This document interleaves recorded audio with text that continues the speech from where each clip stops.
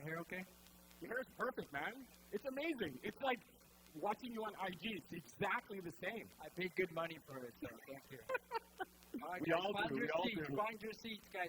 Thank you for being here at the Making of a Billionaire event. Yeah. Man. Are you guys excited to see each other? Woo! Guys, we have a very jam-packed event today. You're going to learn a lot from top producers like Amy, Ali, Agent DK from Ottawa, GSB from Calgary, our very own Zach KASSAM. Man, it's going to be a great event. Yeah. But, yes, sir! Eddie O'Brien from San Jose. Yeah. And this is also a networking event. Just in case, if you run into each other and one is a listing agent, one is a buyer's agent, you better be nice. You know what I'm saying? All right, let's acknowledge the out-of-towners. Yeah, for sure. So, ladies and gentlemen, I think we are always so grateful, John and I, about people that travel to BC, because everybody wants to live in BC, but people travel here, especially for this particular event. So can I get the people that traveled to BC to this particular event? Just stand up for a minute. We just want to take an opportunity to say thank you. We love you. We thank you. We've got people from San Jose, Ottawa. Where else, John? Anybody else? California in the house. Where else we got? California? Chicago, Calgary. Wow. What else? Who did we miss? Cabo Mexico. San Lucas. Woo! Way better weather there than it is here, I'd imagine. Right? Yeah. All right, good. So, ready? Let's do this? Let's do this. Okay, so my name's ATTESH Chan. By the way, after, being on John's Instagram, I'd imagine some people know me now. Because, everybody knows John. It's like, hey, you're with EXP? Right, you're in John Tsai's group, right? Like, yeah. Just move on. Anyway, so here's the thing. I wanted to take this opportunity, first of all, to thank you for being here. You're giving up one of your largest commodities, okay, which is time. I know that that's hard for all of us. Any of us that are in this business, whether you're an entrepreneur or not, you're always giving up time. So we just wanted to thank you for being here. Now, maximizing your time here for the next 3 hours means a couple of things. Okay, ready? Are you ready to take some action around maximizing your time here? Phones go on silent. I know, who's in the room that's not working a deal right now? Not a single hand went up. That was so funny. Marcus shifted. Trick question. I'm not working a deal right now because I'm on stage. That's the way it works. Anyhow, so put your phones on silent, even on vibrate. But if you need to take the call, take the call. We got lots of doors that are open. Take the call outside if you really need to. All right, but we thank you tremendously for being here and really giving your attention to us. The next 3 hours is going to be some phenomenal people that are just going to drop, not nuggets, buckets of stuff on you, okay? So take notes, right? And then go back home and take tons of action, because that's really what it comes down to. John, anything to add? Are you guys ready to have some fun? Yeah. Woo! Guys, you want to sell some more real estate in 2022? Put up your hands. Let's make some real noise. Yeah! Woo! Let's go! All right, and the second batch of people I want to say thank you to is the Vancouver Masterminds back end, right? So these are people like Jen Soon, Sarah Kwan, Crystal, and I don't know, Crystal, is it Crystal Tsai or Crystal Ho? I'm not sure where it is. Thank you, wife. Thank you so much. There's my baby and my wife right there. Baby Kaylee. Yeah, tons of people that have been in the background. Countless hours preparing this, so thank you. Yeah, amazing amount of work that's been going on. We've been working on this for over a month now, and it's just been like day after day after day, just tons of work and tons of focus on execution. So hopefully you find today really, really great. Okay, good. So we're going to play you a really quick video, and then we're going to get our first speaker up. Here we go, folks. What makes a mastermind?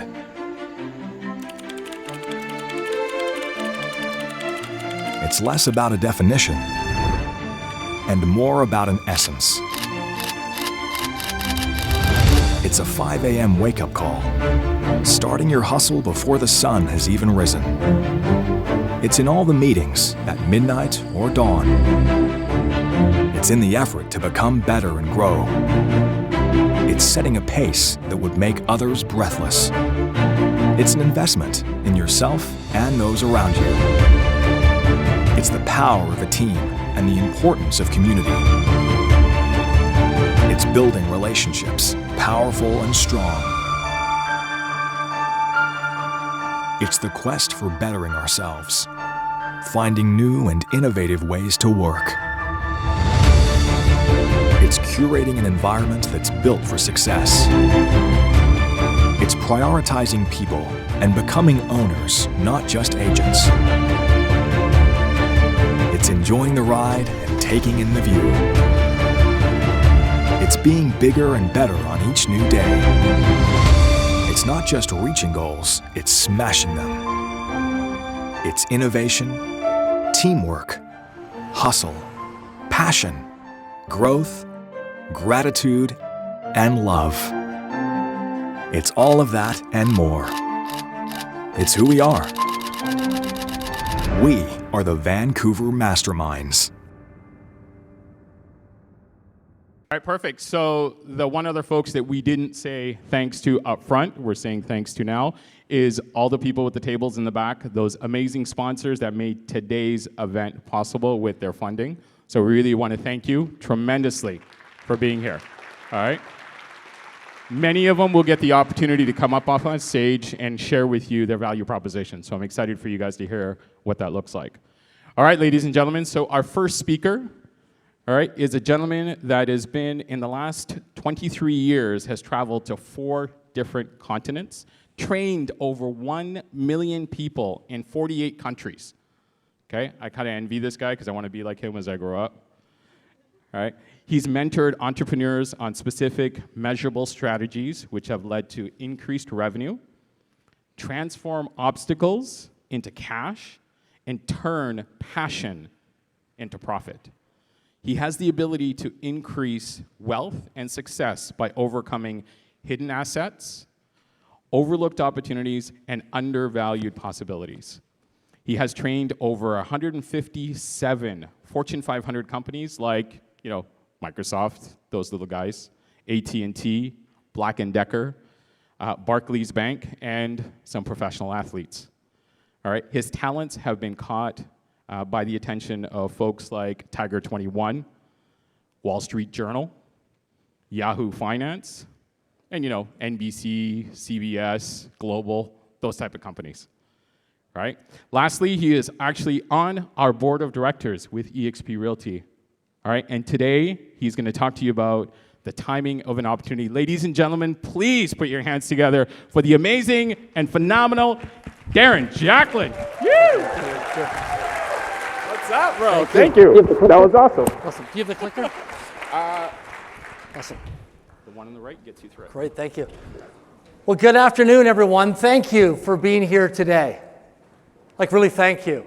Thank you for those of you who've driven miles and miles to be here. Some of you have traveled all across the North American continent to be here.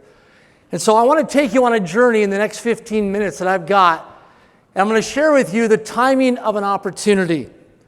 The timing of an opportunity goes back a few years ago. As you heard in my biography, I had a chance to travel the world as a corporate trainer. I've had a chance to meet a lot of people, trained and developed over 1 million people in my life. And how many in this room have a mentor? Show of hands. Right, when the student is ready, the teachers appear. This gentleman here became one of my mentors. And some of you in this room might recognize him, and some of you may not. But this gentleman's name is Frank McGuire. And Frank McGuire has passed away now. But Frank McGuire, when he was growing up in the United States of America, he went to college. He wanted to live the American dream. And Frank got a call one day from a gentleman who said, "Frank, I've been watching you and observing you." Here's something I'd like you to write down. Never assume you're not being observed. Never assume you're not being observed. And this gentleman said, "Frank, I've been watching you. When you complete college, I'd like you to come work with me at ABC Radio. I've got a job for you as a communications program director." So Frank McGuire accepted the opportunity. And so Frank went ahead from there And he hired this guy. Does anybody know who this guy is? Ted Koppel. This guy used to influence millions of people's lives every night. The founder of Nightline Television. How many remember Nightline Television? Those of you who've been around.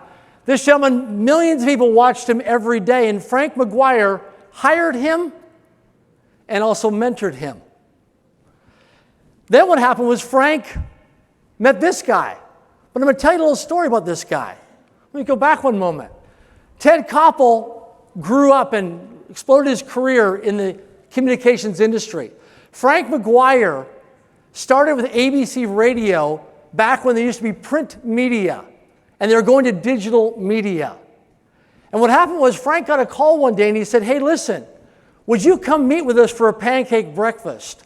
And so Frank went to this family's home for a pancake breakfast on a Saturday morning. And he had a great time. And the next week he went back again. And he's like, okay, this is great. And the third time the family said, we want you to come back again for a pancake breakfast. How many of you maybe are here today, you're not sure why you're here? Right? Just a number of your hands. And some of you have people in your life that persistently and consistently follow up with you. To a point sometimes they're annoying, right? Well, this gentleman kept on following up with Frank McGuire. And on the third time, the visit, this guy walked through the door, John F. Kennedy. He was a senator. And John F. Kennedy was looking at going to run for the President of the United States of America. And he said, Frank, I'd love for you to leave ABC Radio and take a leave of absence. And I'd love for you to be my communications director for my campaign to run for the President of the United States of America. And Frank accepted that opportunity. Now, why do I share this with you? Because Frank had a chance to influence a lot of people's lives. And John F. Kennedy, Frank worked with him up until the day of the assassination and was out of a job. You know what's really interesting? Here's Frank out of a job. A few months go by, Frank's living in California. He gets a phone call one day and a guy said, hey, would you be willing to fly from California to Louisville, Kentucky? What's in Louisville, Kentucky? So he flies to Louisville, Kentucky, and he meets somebody else. But here's somebody else he meets in the process. He meets this woman. Who's this? Marilyn Monroe. And as just before he's going to Louisville, Kentucky, he starts to mentor. Frank McGuire starts to mentor Marilyn Monroe on philosophy in her apartment in New York City. And then, as he gets to Louisville, Kentucky, he meets this guy. Cheryl? He meets this guy. And this guy has a dream. He wants to sell chicken in a cardboard box. And Frank McGuire meets with him and says, you want to sell chicken in a cardboard box? He goes, yeah, I'm going to disrupt the fast food industry and sell chicken in a cardboard box. And Frank McGuire, coming from the White House, says, you're absolutely crazy. Nobody's going to buy chicken in a cardboard box. Anybody in this room ever bought chicken in a cardboard box? Right? And so the thing was, Frank McGuire left that day and he said, that guy's absolutely crazy. He's going to disrupt the fast food industry by selling chicken in a cardboard box. So I asked Frank one day, I said, Frank, what did you do? He said, the colonel kept on following up with me and following up with me and following up with me. And he said, eventually I decided to come work for KFC as a communications director. And he said, we changed the fast food industry with selling chicken in a cardboard box. So then Frank works with the Colonel Sanders up until the Colonel Sanders passes away. And now Frank's out of a job. He gets another telephone call. Hey, would you be willing to fly from California to Memphis, Tennessee? What's in Memphis, Tennessee? So Frank jumps on an airplane and meets this guy. And this guy meets with Frank McGuire and he draws out on a napkin, just like Colonel Sanders drew out on a napkin, his business model and his business plan. And he said, guess what? I've got an idea. We're going to disrupt the Postal Service in the United States of America. We're going to deliver packages overnight and compete against the United States Postal Service because they're too slow. And Frank McGuire looked at Fred Smith and he said, you're absolutely crazy. He said, they've got access to deep financial pockets. The United States Postal Service has been around for decades. It's not going to happen. And he looked at Frank McGuire and he said, Frank, what's more crazier, delivering packages overnight? Delivering packages overnight or selling chicken in a cardboard box? Why do I share this with you? Because it's really interesting is the reason why I'm here today, and the reason why you're here to meet some other guest speakers is I'm going to draw a parallel in just a moment here of how selling packages overnight, delivering chicken in a cardboard box, has a direct correlation to some of you why you're here today. Let me show you something. This is a FedEx truck. Most of us in this room have shipped and received a FedEx package in our lifetime. So I want you to take a look for a moment at the FedEx logo. Just take a look at it. Some of you have seen this before and some of you have not. But you've seen this thousands of times. But I want you to look at it even closer, and I want you to see if you can see the arrow in the FedEx logo. Who can see the arrow? Okay, hands down. Who cannot see the arrow yet? Great, number of you. Take a look at the bottom one where the arrow is. Why do I share that with you? There's a saying within the EXP environment that once you see our business model, you cannot unsee our business model. When you change the way you look at things, the things you look at change. Think about that for a moment. When you change the way you look at things, the things you look at change. In 2013, I received a telephone call from a gentleman in Kelowna, British Columbia, Canada. Just like Frank McGuire received a telephone call to go meet with a family for breakfast. And after a few visits, he ended up meeting John F. Kennedy. Then he got a phone call to go to Louisville, Kentucky to meet Colonel Sanders to sell chicken in a cardboard box. Then he got a phone call to go to Memphis, Tennessee to meet a guy by the name of Fred Smith to deliver packages overnight and disrupt the United States Postal Service in terms of what they're doing in terms of mail and courier service. And this gentleman called me up and he said, hey, Darren, I've got this guy who's got a great idea that is going to change the real estate industry. He's a real estate agent. He's a real humble guy. Would you be willing to fly back at your own financial expense from Vancouver to Kelowna, British Columbia, Canada, and meet with us at the Grand Okanagan Resort Hotel? So I flew back with Stuart, and we met Glenn Sanford.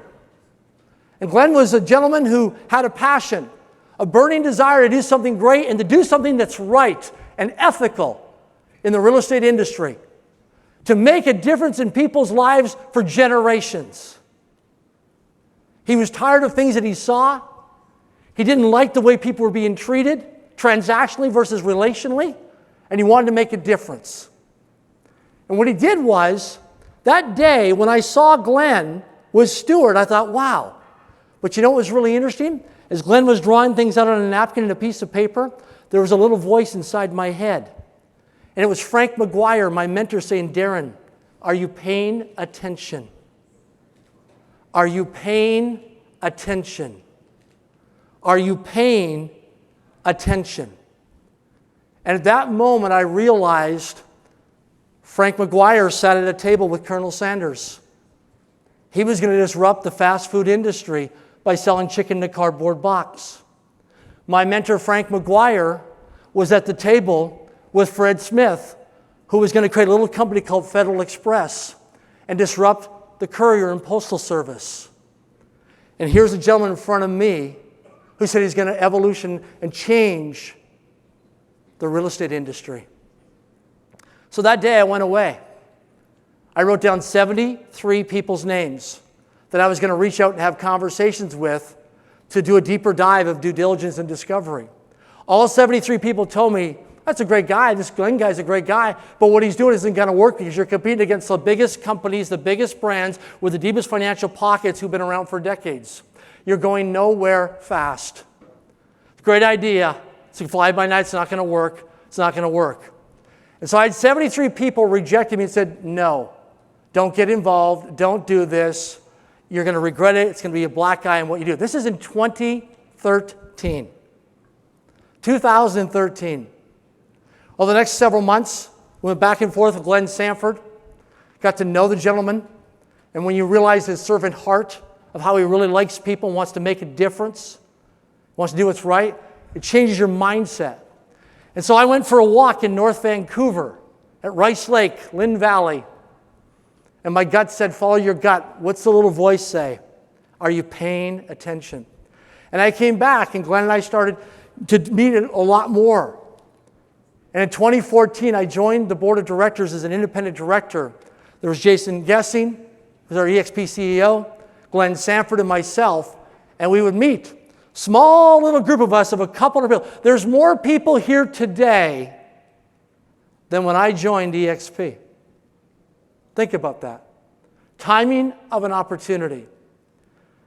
And I remember talking to Frank McGuire. I said, Frank, here's this idea about this gentleman who's doing something with the real estate industry. He says, are you paying attention, Darren? Are you paying attention? And so it's really interesting, the journey that we've been on here since 2014, 2015, 2016, to where we are today with 78,000 agents in 20 countries. And just last fall, publicly declared we're going to go to 500,000 agents globally. Some of you feel you've missed the boat. I look at my life of where I was in 2013, and when I made that phone call to Frank McGuire and said, am I at the right place at the right time with the right people, with the right opportunity? And he said, Darren, are you paying attention? This gentleman, Glenn Sanford, had a vision. Has a big vision to this day. And he said to me one day, he says, we're going to go to NASDAQ.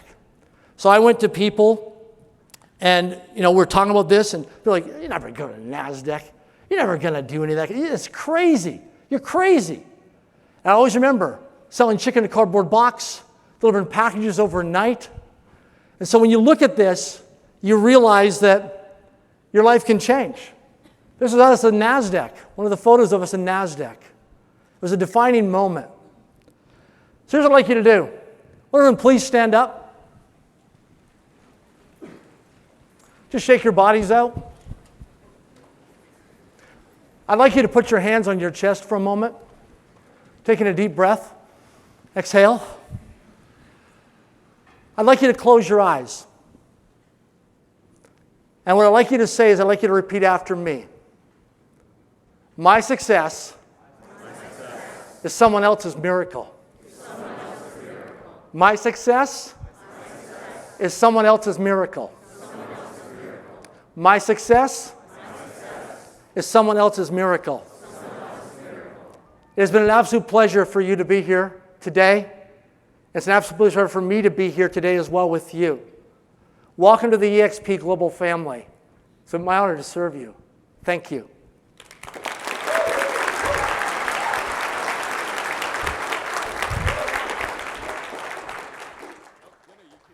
Thank you, Darren. Thank you, thank you. Wow. Are you guys paying attention? Are you paying attention?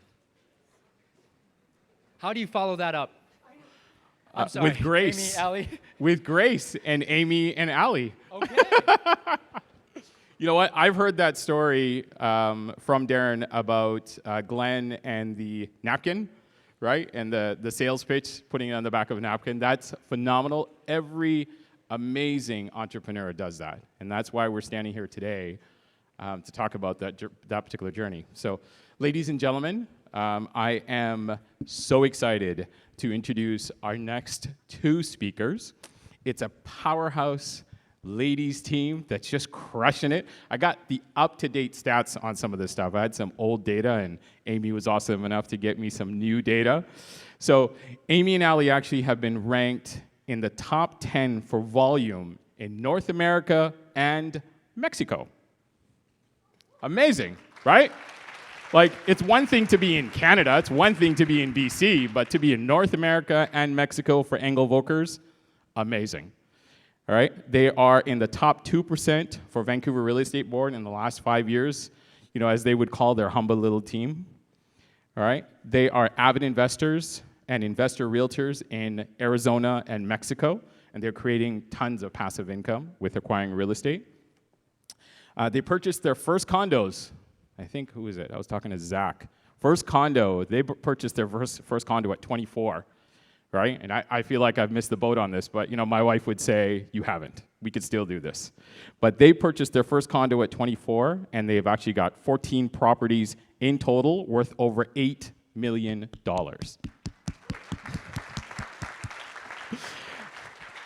And a little bit more information, they have actually sold over 750 homes, equaling $800 million over 8 years. Amazing. So today they will be speaking to us about the rule of 3, which is adding more deals with investment real estate. Ladies and gentlemen, can I get you to put your hands together for Amy and Ali? Come on up, ladies. Thank you. Are they working? Okay. Thanks, guys. Hi, guys. Let's do it. I don't know how we're going to follow you, but... I know, come on. Thank you. We're going to stand over here. We don't have a presentation. We don't have a presentation. We're just going to chat with you all. Yeah. Give you some good concrete tips here. Yeah. But we just want to thank everyone for coming, and John Tsai for asking us to be on the stage to speak with you all. We're excited to be here and learn from everyone else as well, because we all have knowledge to spread, and we're excited to hear everyone else and take it all in. So that was very inspirational. So we've already got some great inspiration to follow, so thank you for that. But Amy and I kind of want to start off the conversation with you guys and really think about the question we want to ask you. And this is what we do with our clients is, for example, you have a client in their 60s, they're retired, and they're sitting on $900,000 of equity in their home. Can you answer this question? If you can't, well, then we've just taken your client. Because we know what to do with any amount of money and where to put it and why and how to make you very, very wealthy, but also create substantial income for you, your family, your kids. And so that's our topic today is the rule of 3, which Ali will go over now. And that's, like everyone can I'm echoing a little bit, but is meeting a client, how can you get 3 deals from that one client? And for a most recent example that we did with a gentleman in his 40s, we sold his house in Langley, and he was sitting on just over $1 million of equity. We sold him into a 2-bedroom, 2-bathroom condo in Yaletown, as well as repurposed and diversified his portfolio into the US, where his now cash flow is paying his mortgage here. So we're all wanting to be financially free. That's something that we're trying to educate our family and friends and all of our clients on. So that's what we want to kind of convey today, and for you to think of, how can you do that with your clients?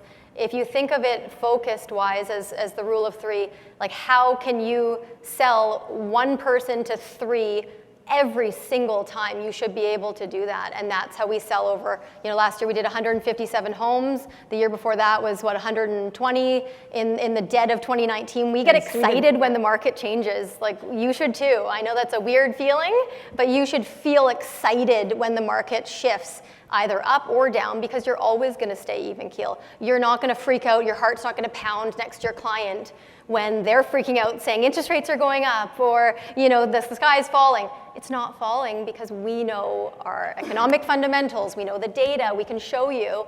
And so one of the examples, and this is a concrete example which Ali just did, the photographer to our listings, okay? So I'm gonna use you as an example. She came to snap pictures of listings, okay, like she normally does, and Ali starts chatting her ear off about investment real estate. And she kind of looked at her and she's going, this is the longest shoot I've ever done. And she's laughing and she's going, I want to be like Ali, I want to invest in real estate. And she's telling her how much real estate we've bought and this here, and we bought a couple houses in Arizona, and you should do the same thing. And she's going, I've never thought about this. And she's holding her camera. Ali turned so that photographer has now done 5 transactions with us. Between her and her mom. Between her and her mom. So first Ali sold her and said, hey, well, how much do you have saved? She goes, oh, not that much. So we sold her a pre-sale because everyone can afford real estate. Even if they have no money down. I've come from a very, not wealthy family, and if I can, my goal was 3 by 30. I wanted 10 homes by 40, and now I want 50 by 50. But you got to start somewhere, right? Yeah. I think with both Amy and I, not to age us now, but 13 years ago when we were 24 years old, we bought our first condos, and those were $250,000, $300,000 condos, and now we've been able to develop, an $8 million portfolio between the 2 of us. But you got to start somewhere, and I think educating people that they can start at any point, whether it's joint venturing, whether it's calling on mom and dad, whether it's, you know, Yes. getting people together, you have to start somewhere. And you have to be the one that they go to. You have to be a trusted advisor. Why are they going to choose you over, you know, however many people are in our real estate board in Vancouver? I think it's 16,000. Every day we wake up, we're like, why would they choose us over anyone else? And now we know that most of the people in this room cannot answer within 30 seconds where to put $1 million because they don't either invest themselves or they don't take the time to study. So a couple of things that I would say to jot down. There's a really good podcast called Andrew Hines podcast. I listen to that in my car all the time when I'm driving. So great podcast. You can start at the beginning and he goes through everything to do with investment real estate if you want to add that in your toolbox. And then the book Ninja Selling was pretty much like we do every day. I think we sell like ninjas and see how many deals we can, you know, close in a week, and it becomes a game. But because it goes back to the rule of 3. Another thing that Ali was going to touch on was a door knocking. Another way for you to think about door knocking, if that's kind of what you want to do. Is, yeah, so Alan from our team, he's out here somewhere, Alan, I don't know where you are, but there he is. He recently had a house that he sold in Richmond. And what he did was he went to all of the houses and he wasn't trying to sell their house. He was trying to help them create generational wealth for their families. So he was saying, you know, most people are sitting on $2 million, $3 million of equity in those homes. They've been there for 30 plus years. It was a family neighborhood that Alan knew, so he went and had conversations with them. He must have had 30 conversations with people in the neighborhood. And that now created, you know, another 6 or 7 leads for Alan to have conversations with them in order to help them create generational wealth for their families, which is pretty neat. So. And then you do not get a door slammed in your face because there, you know, we can knock and say, I don't want to sell your home. I want you to keep this home and I want you to take out the equity and I know where to put it. And then have things like, we like inventing things. I think Ali and I love innovating and we hope you guys do too. You're entrepreneurs, you need to have fun with your business. You need to create things like what we did is create the cash flow game night. So every third Thursday, now with COVID under wraps, we can start this up again, but we play the Rich Dad Poor Dad game at our office. And we sit there, and I was playing that game 9 years ago in Metrotown Mall with people I had no idea who I was sitting when you were selling cell phones I was selling cell phones. Yeah. So it's just interesting to see how far you can come, and we hope that our, you know, story inspires you, and we help people, you know, that never thought that they would even start in real estate. Like, yeah, and even for you guys, like, you know, with building your teams and EXP, like you can bring people in, right? Bring people in and play the cash flow game with them. It doesn't have to be clients. It can be other realtors. It's just a really collaborative, interactive way to meet new people and to invite them into your circle. I think that's the other thing. If you're a doctor, you're a dentist, you're a lawyer, you don't go door knocking, you don't cold call, right? So that's how we've designed our business is who's going to come talk to us? And that's the other thing. We started working on things like, okay, well, if we know so much about investment real estate and we know how to calculate ROI and we know how to run a pro forma and we know how to look at all these numbers, people are going to start to come to us because we're doctors of real estate, essentially. And that's what we have created. And we've never, to this day, cold called. We've never door knocked. But that's how we've set up our business. And maybe you're the same. Maybe you're too shy to do it. That's how I was before. And so it's really cool to see us evolve. Our next kind of venture, which Ali will touch on before we wrap up here, but we've still got a decent amount of time here. Oh, that was really slow. Yeah, no, for us, it's real estate. You know, you have to think of it as an algorithm, right? And you have to study it, and you have to be knowledgeable, and you have to be able to, you know, give value to your clients. And that's one of the biggest things that we're doing with our cross-border program. So our cross-border program's pretty exciting. Again, not to say that we were bored, it's just that we're always innovating and trying to reinvent the wheel. And, you know, last year, I would say 8,800 properties got bought across border last year by Canadians, okay?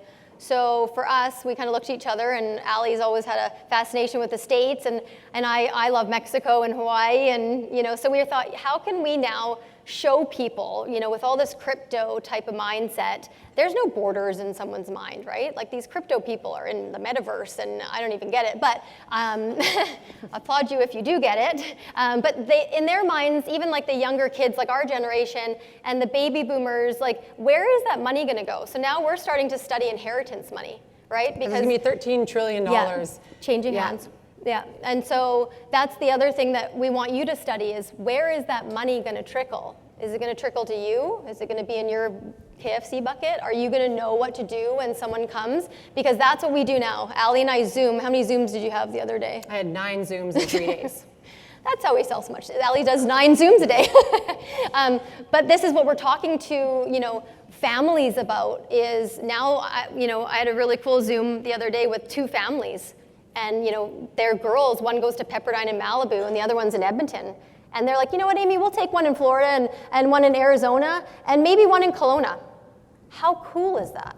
How cool is that to be able to create that program for somebody?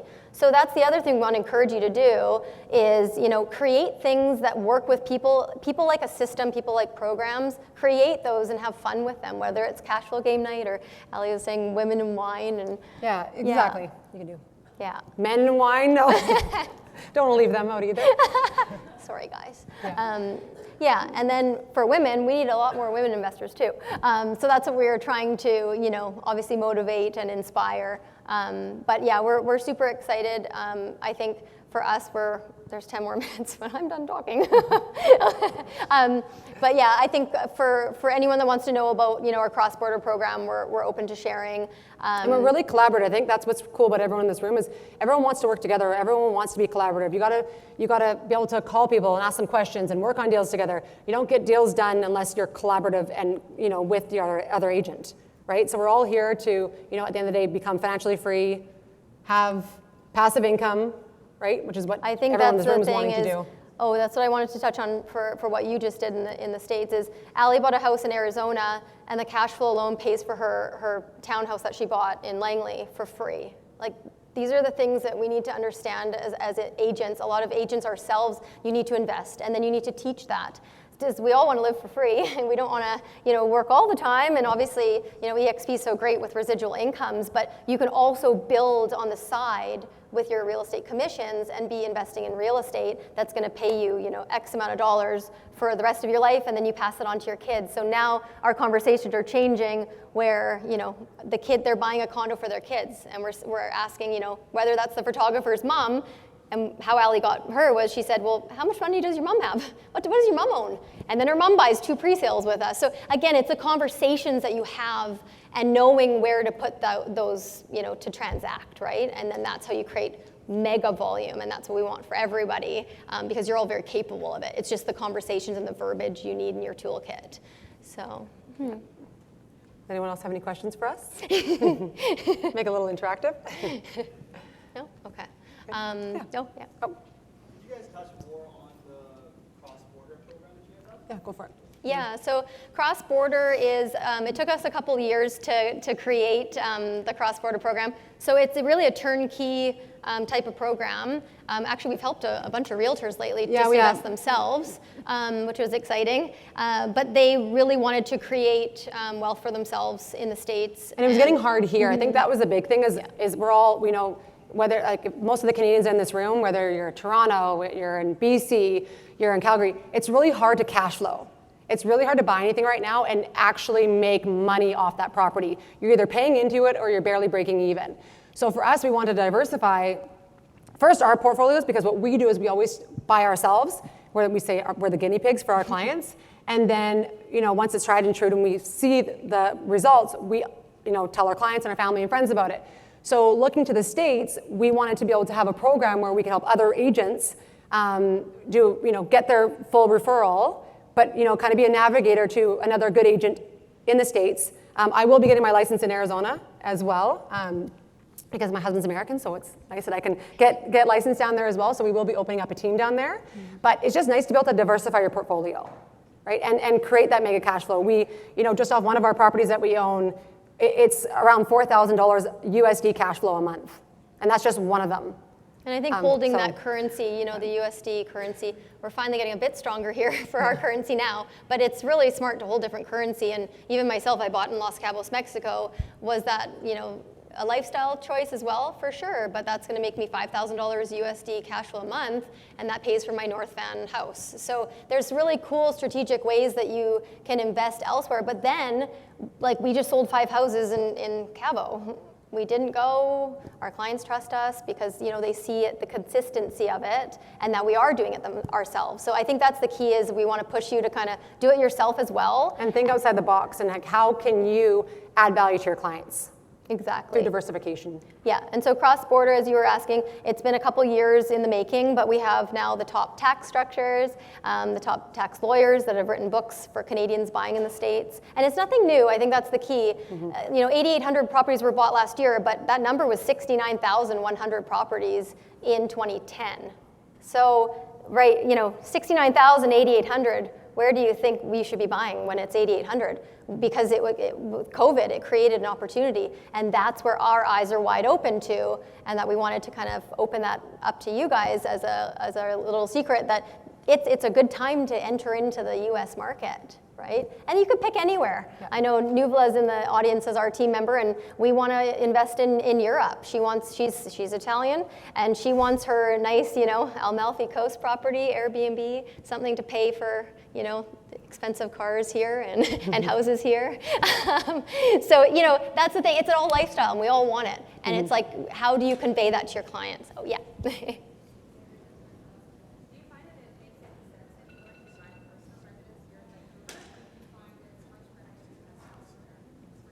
Yeah, that's a great question. So I was asking, should you still buy your principal?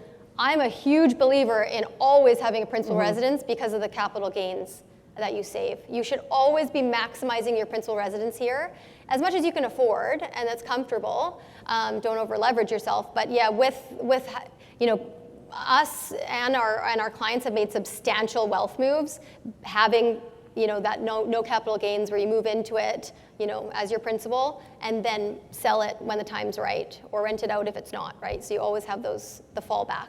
And that's the key. The cross-border program too, to kind of swing back is, we made sure that the places that we pick, yes, they do cash flow for short-term rental, but they also work for long-term. So, yeah. For the cross-border program, can you finance any of these, or do you have to pay them out with cash? Because I know a lot of properties in the States are really cheap. Like in Detroit, you can pick up a single detached for 35 grand. Practically free. Yeah, practically free. Yes. Yeah, like a building for like 100 grand. There are a lot of financing options available for Canadians. RBC US has a really good program, so that's 20% down. There are quite a few stipulations with that, so you have to be an RBC client for more than 10 years. But we also do have two amazing brokers in the States that can finance with 25% down, and they do asset-based lending, so they're very, very creative lending strategies for Canadians. So it's essentially like the same thing here. If you buy an investment property, you have to put down 20%. If it's an extra 5%, and you can own in the States and then visit it yourself and have a vacation when you're, not working so hard here, it's awesome because you get that lifestyle change too. And actually, our other client just called you almost in tears, thanking us because she just removed subjects on a place in Arizona, and she said, "Thank you so much for changing my life. Like, I'm so excited." But I think too, just going back to the financing, going back to the retired 60s couple, a lot of people don't know that there are net worth programs out there for retired individuals. And so I think being knowledgeable in that as well, because a lot of them don't have jobs, they're retired, they don't have income, but they're able to have this like $1 million to $1.5 million of equity that they can use to repurpose to help their family and the next generation create wealth. So that's really important to kind of educate yourselves on those net worth programs. And speak to you should always have a mortgage broker that knows that, Scotiabank has, the net worth program, and if you don't know that, then how are you going to get from 1 to 3 deals? Because you might bypass the, little old cutie that maybe you door knock to, and she's got all this equity, but you're thinking, oh, well, she doesn't have income. How is she going to get approved? There's net worth programs that you should be asking your banks, you should be asking your brokers about, so they can help you close more deals, because then you're going to go talk to your friends and say, hey, what about your mom or your grandma? Why don't we, get them approved for something? Because they have stipulations like you need 800,000 in net worth or assets. Yeah. And a lot of people have that now because our housing economy has gone through the roof. So we need to know as agents how to use that money. And then, we hope we gave you some good nuggets today. Okay, I think we're good. I'm watching the time. Okay, thank you. Okay, thanks. I'm amazed at how smart these young ladies are, just crushing it. Big congratulations. It's all your success. Thank you. Amazing. Thank you, Amazing, ladies. That amazing, was amazing. Thank so you. much great information, I tell you. But $35,000 for a house in Detroit? I mean, I can't even buy a parking spot in Vancouver for that. Seriously. I think the last one I saw was like 125 grand, right? Was that agent in this room? That was my listing. That does not surprise me, not at all, by any form or fashion. So thank you very much, ladies. So folks, we have one more speaker that's coming up, and then we've actually got some great sponsors that we're gonna have come up and speak as well. So this particular person graduated from UBC Sauder School of Business, worked for the federal government for a couple of years, right? And then he went, you know what, this thing's not working out. I'm gonna go do real estate, right? At 2016, he started his real estate journey. Now, he is a vibrant entrepreneur, an avid investor, a TDX speaker. That was like a new thing. I was like, realtors and TDX, really? But you know, we've got a couple of those coming on stage today. All right. He believes in it's important to give back professionally and equally to the community by working with a youth program called East End Boys Club. I used to be part of that club too, but it wasn't a nonprofit. So. Nobody got that? Come on. Holy. So he'll be speaking to us today about the 5 steps of living a dream. Ladies and gentlemen, please put your hands together for Zach KASSAM. Let's go. Wow.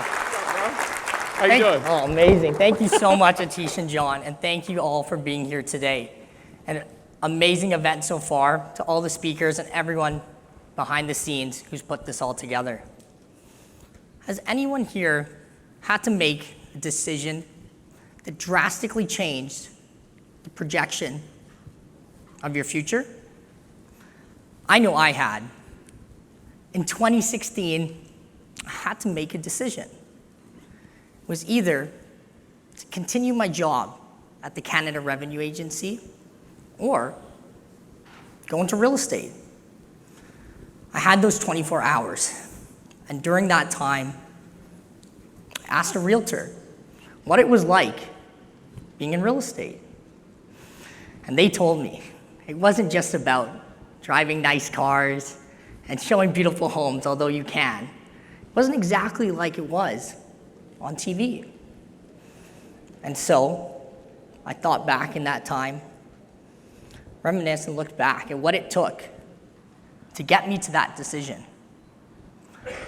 I remembered my previous jobs. I worked at P&E, which is a local fair here in Vancouver. I was a bank teller at CIBC. And I was grateful and thankful to have that job at the Canada Revenue Agency. And it was there and then I decided that I needed a change. I needed to make a difference. I lacked confidence at that time. I was living with my family previously in a small condo and slept on the couch. And I knew that that wasn't the destination or the journey that I wanted. After being in real estate for the 2 years, like every brand new real estate agent, they were so excited and vibrant, and I showed lots of homes. I finally could have my time back.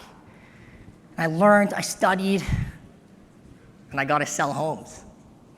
I ended up selling 100.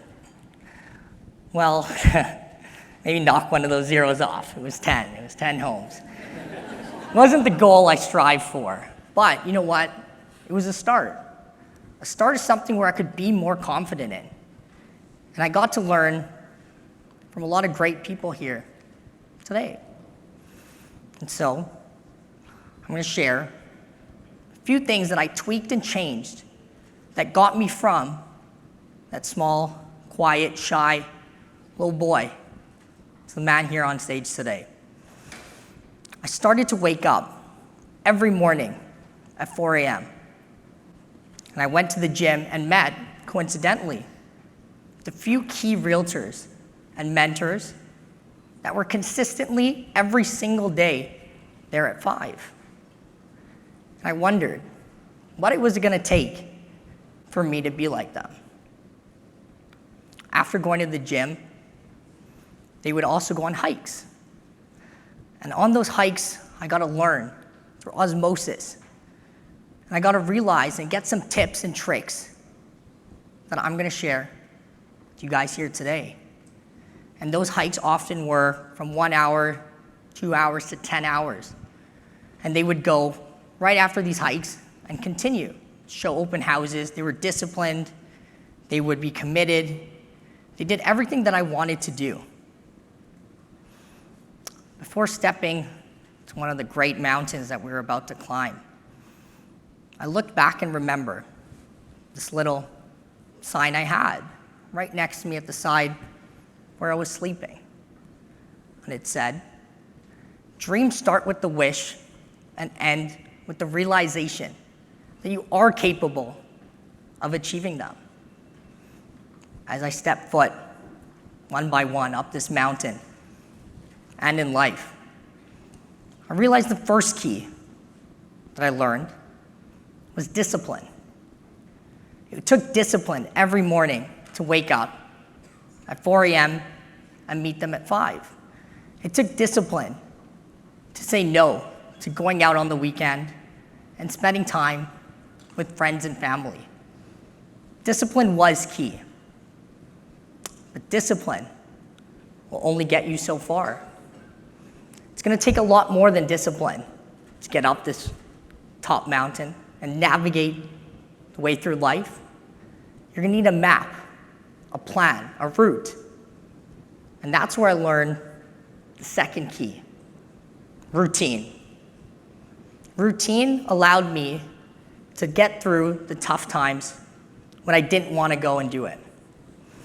I often started early on, as I mentioned, and I often ended my days the same way. So I got in the habit of following suit with those tasks. Like a routine in between, I planned specifically per hour exactly what they were doing so I could focus on those deliverables so that when I did have that time off, I didn't feel bad taking it. We finally got halfway up this mountain. I was tired, strained just in life a little bit. I realized discipline and routine is not enough. I looked at some of my colleagues I looked up to, trekking away up this mountain. I thought, either I'm gonna put some pre-workout in there or I gotta double up on my coffee. How are they so energized? Asked them. And they said, it wasn't just about drinking lots of water, having a healthy diet that brought a lot of energy. It was also managing stress and being passionate about what they did. They loved real estate. And along the way, I started to learn more and more about them and about myself. And I realized that energy, once in motion, stays in motion. And be around people that energize you, that bring a little bit more to your life and push you towards the goals that you want to achieve. It was important to have a lot of energy, not just on this climb, but in life and in your career. I know most of you guys are all here in real estate, so when you do have stress, and you will, it's important to manage that stress and realize that external things don't need to infect your internal. We've got to finally the top of the mountain. How beautiful it was here in Vancouver. I thought to myself, don't climb mountains so that the world can see you. Climb mountains so that you can see the world. And what a beautiful world it was. And that was tip number 4, abundance. Be in an abundant mindset. That meant saying great things to yourself. Don't lessen the warrior within you. There was no need to say negativity or anything that would disempower you. I realized you can either be in growth or decay. You can be in abundance or have scarcity. Choose growth and abundance. There's more than enough out there in this world for everyone. And collectively, as a whole, you can achieve a lot more than singular. Lastly, most importantly, at the top of this mountain, we all looked at each other and I realized one commonality that they all shared. It was to have a strong mindset. Mindset was key. It was the way that you can unlock all of these together. I noticed that as they had the strong mindset, they wouldn't trip over the pebbles of life. They would start to persevere and be resilient. And they would try and they would do whatever it took to get there. I often looked, for those of you who know, basketball's great icon and legend, Kobe Bryant. And he said, and is, the Mamba mentality, which was the continual pursuit of excellence, of doing whatever it took to become the best. Whether it was going to the gym early on, practicing as much as you can in those hours and time, to get 0.001% better, to be the best. It took all those above and mindset. And for those of you who have a dream and want to live your dream, I'd first like to thank Glenn Sanford here today, that's showing us what following a dream really looks like. And in turn, how much you've impacted and influenced our lives. And so, I'll leave you with this last note here today, is when things are tough and you can't go no more, and you feel like you don't want to do the next task, don't negotiate with yourself. And when you find yourself negotiating, remember the acronym to dream: discipline, routine, energy, abundance, and mindset. Thank you.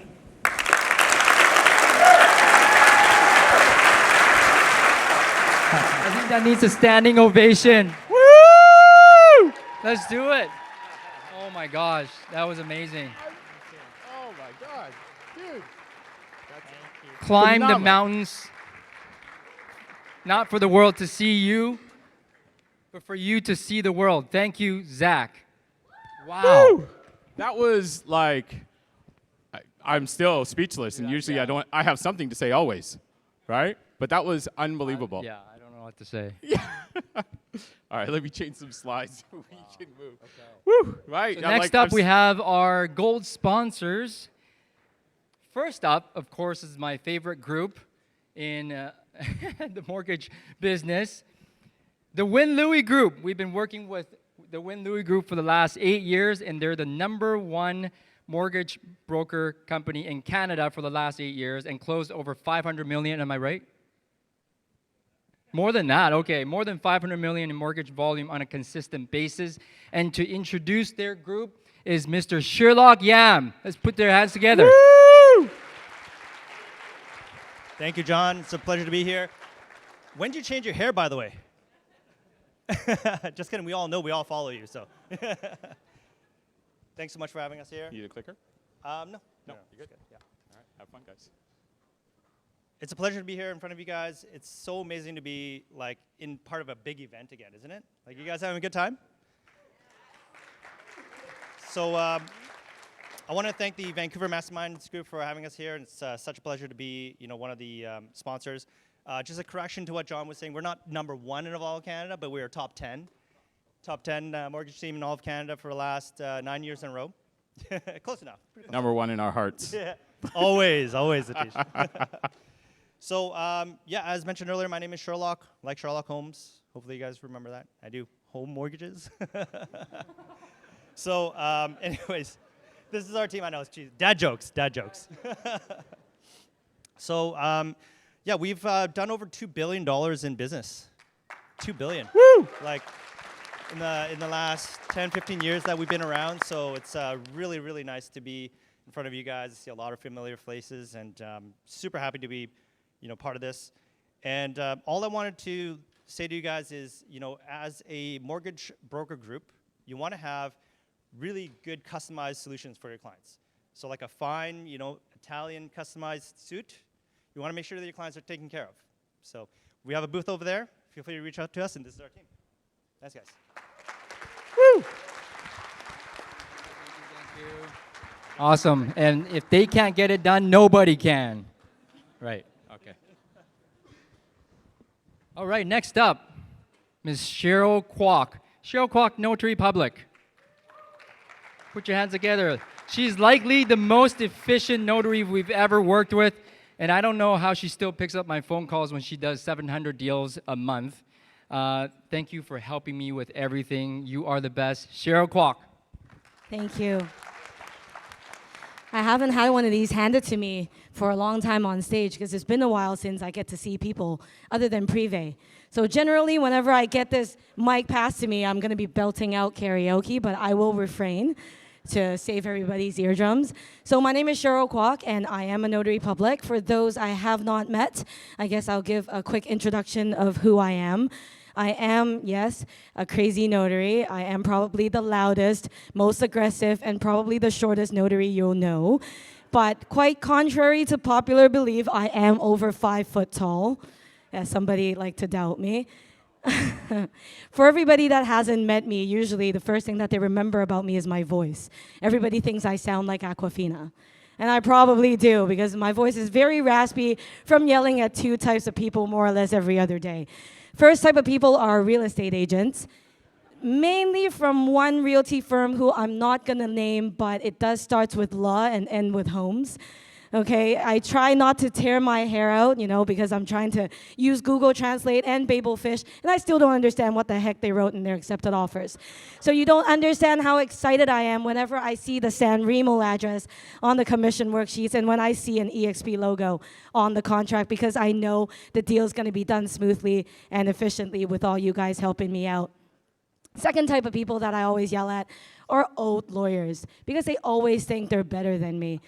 But the thing is, you know, they're not making any money anymore at personal injury law, and they want to dabble in real estate. But I can let you know, real estate, residential or commercial, are my wheelhouse. I've been working in this field for a long time, since I was a university student, as doing my summer job, and I have opened up my own firm in 2016. I was commissioned by the Supreme Court of BC then, and I did graduate top of my class and of course the province. So yes, I'm very confident in my work, just like about my height. I know what I'm doing, okay? Thank you.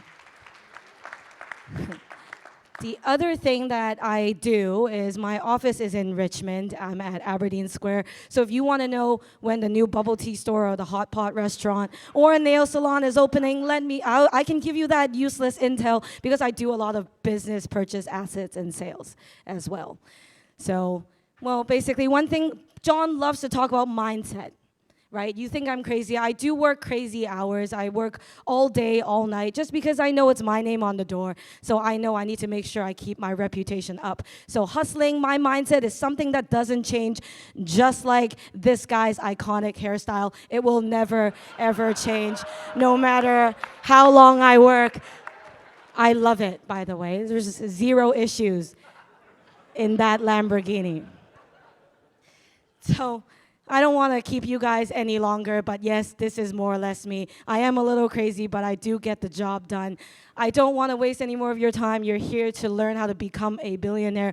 I wanted to because I spend way too much money on my car insurance and gas. Okay, so of course, thank you so much, EXP, for your support and for the opportunity. Work with great agents around this room, and of course, even more as you guys are growing. And I know working with the best Canadian mortgage broker, Winloy, and his team over there, I know for sure EXP, Winloy Group, and me together will make sure we get all the deals done. Thank you so much for supporting me and my notary firm. Have a wonderful day.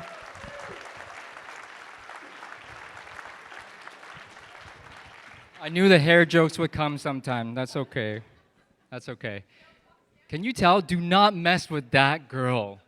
Do not mess with that girl. Dude, that was almost like a roast session. It was a beatdown, man. Yeah, man. Woo! Holy smokes. If any of those people in the room, wow. Okay, tell us she didn't tell the truth. That's all I got to say. She probably spoke the truth. It's the truth.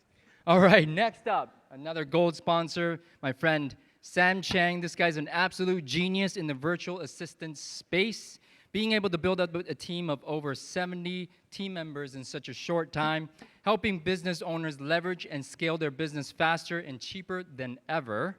I would highly recommend these guys if you are a realtor, which you guys all are, who's trying to go to the next level but don't know how to hire, don't know how to leverage, don't know how to scale. This is this guy who can help you. So without further ado, Mr. Sam Chang from VT Member. Thank you. Woo!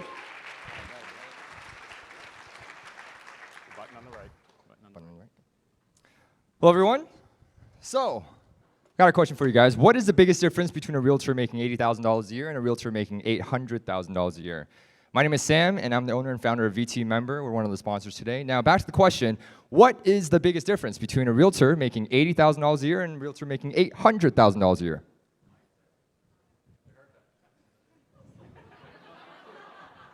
No wheel gap. John Tsai.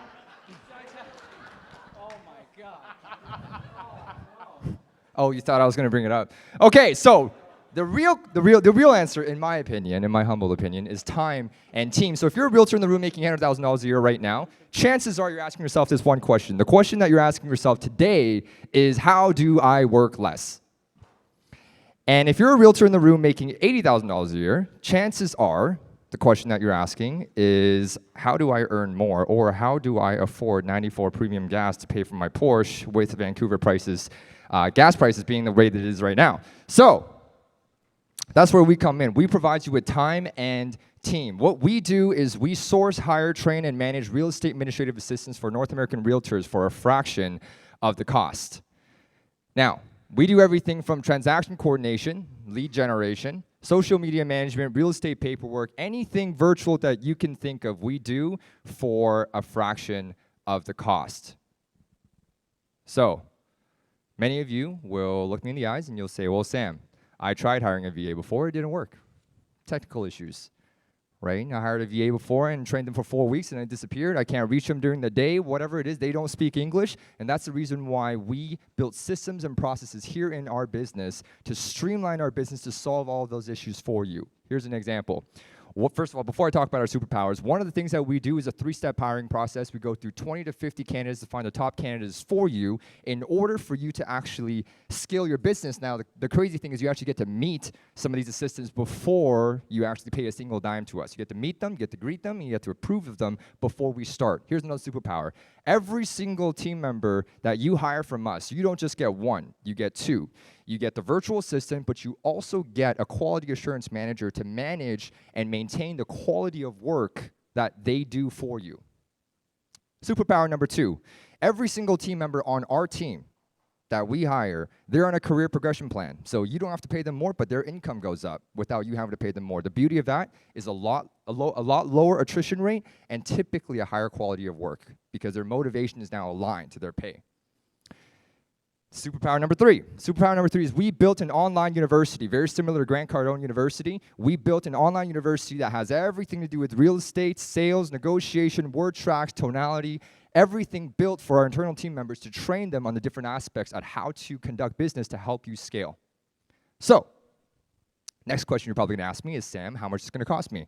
And this is my favorite part of the presentation because typically when clients ask me the question, Sam, how much is it going to cost me? Usually, the face when I give them the answer, the face that they give me, it looks something like this.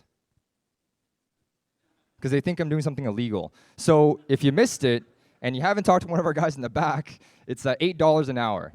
But the real question I want to ask you, is I'm going to flip that question on you. I want to ask you, how much is it actually going to cost you? If you spend 20, 30, 40 hours a week doing menial tasks that we Mandarin speakers call 杂事, all right? If you spend 20, 30, 40 hours a week doing stuff that other people can do for you in your life, how much is that going to cost you in terms of your family life, your health? Or if you're making $80,000 a year, how much in commissions is that going to cost you if you take that 20, 30, 40 hours a week and you apply that to revenue generating activities? So we typically charge USD here at VT Member, all right? But if you're in the room today and you say, hey, you know what, I want to make a commitment to my business and streamline my life, and you want to make that investment in the next 30 days, okay, we'll give it to you for Canadian dollars. So on the next slide is going to be a QR code. If you miss it, go in the back, scan the banner, or we have business cards that we're passing around. There's nothing on there except for the QR code. It leads directly to our company WhatsApp. You send us a text, commit within the next 30 days, and we'll get you set up for Canadian dollars. Okay, here's the QR code. You can pull out your phone, you can scan it, or go to the back, have a conversation with our team. Thank you very much. My name is Sam.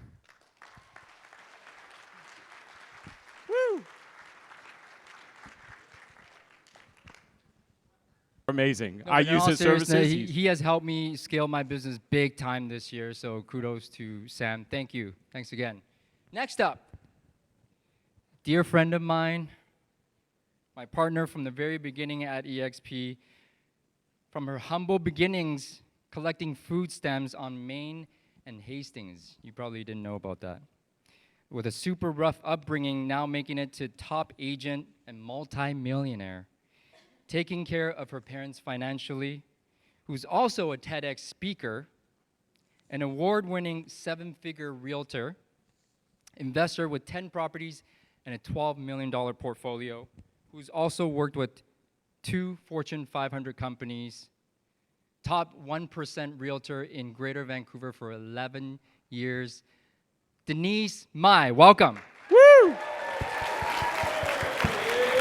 Thank you. All right. Thank you. It's all yours. All right. Hello, everyone. First off, thank you so much to each and every one of you for making it out today and investing your time into yourself. What an honor. I feel truly blessed to be sharing the stage with so many amazing agents. And a big thank you goes out to Mr. Glenn Sanford, where he's going to be coming up on the stage later and creating this amazing company. Let's give Glenn a round of applause, guys.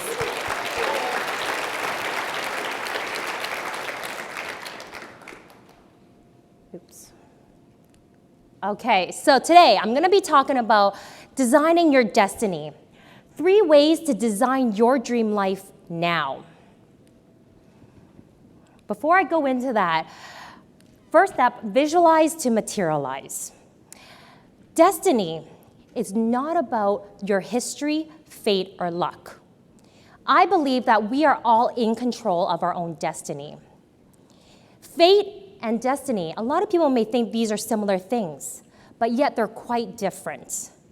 Fate is opportunities that are put in front of you, but destiny is ultimately the decisions you make. For instance, if you go to a party and you meet the perfect guy or the perfect girl, that's fate. But what you choose to do about it, well, now that's destiny. Destiny, to design your destiny is about being in the driver's seat. It's about deciding the direction you're headed to. It's about where you're gonna focus on and where you direct your attention. And so in the first step, really, when you visualize to materialize, as a little girl, before I even knew what I was gonna do when I grew up, I pictured myself, I saw myself in a suit. And as a young girl growing up with not much, poor and, growing up in the downtown east side, I knew that I wanted something more. I wanted to grow up and to be successful and make money. And I know money isn't everything, but money gives you options. For me as a child, we didn't get many options because we couldn't afford it. So I knew from a young age, I had big dreams, I had big goals, and I had big visions. And a quote that I want to share with you, which is a mantra that I've lived by, is by Napoleon Hill. Whatever the mind can conceive and believe, you can achieve. I'm going to say that one more time. Whatever the mind can conceive and believe, it can achieve. This has been my personal mantra since I was 18 years old, and now it's been a core belief of mine. And let me give you a little bit more of a background. I know John has kind of gone in a little bit about it, but seeing my mom grow up, she was a single mom, we're on welfare. I knew that I was capable of something more. And this is why the first step in visualizing what you want is crucial to your success. Because if you don't see it, you won't be able to achieve it. And so, next step, massive actions equals massive results. And so what I want to share with you, what actions I took in order to get my results. So A great mentor of mine, Tony Robbins, he says, success leaves clues. Seek out someone who's successful out there, model them, learn from them, and improve from them. They have the knowledge. And that's exactly what I did when I first started real estate. When I first got into the industry, I was a sponge. I seeked out mentors, coaches, mastermind groups, and went to conferences. I completely immersed myself into my goals. And so that was the first crucial step. And when I did that, after 5 years in the industry, my business tripled. I went from doing 15 to 20 deals that year to doing 70 deals that year and hitting that top 1% President's Club. And once I hit that, that was a monumental shift for me.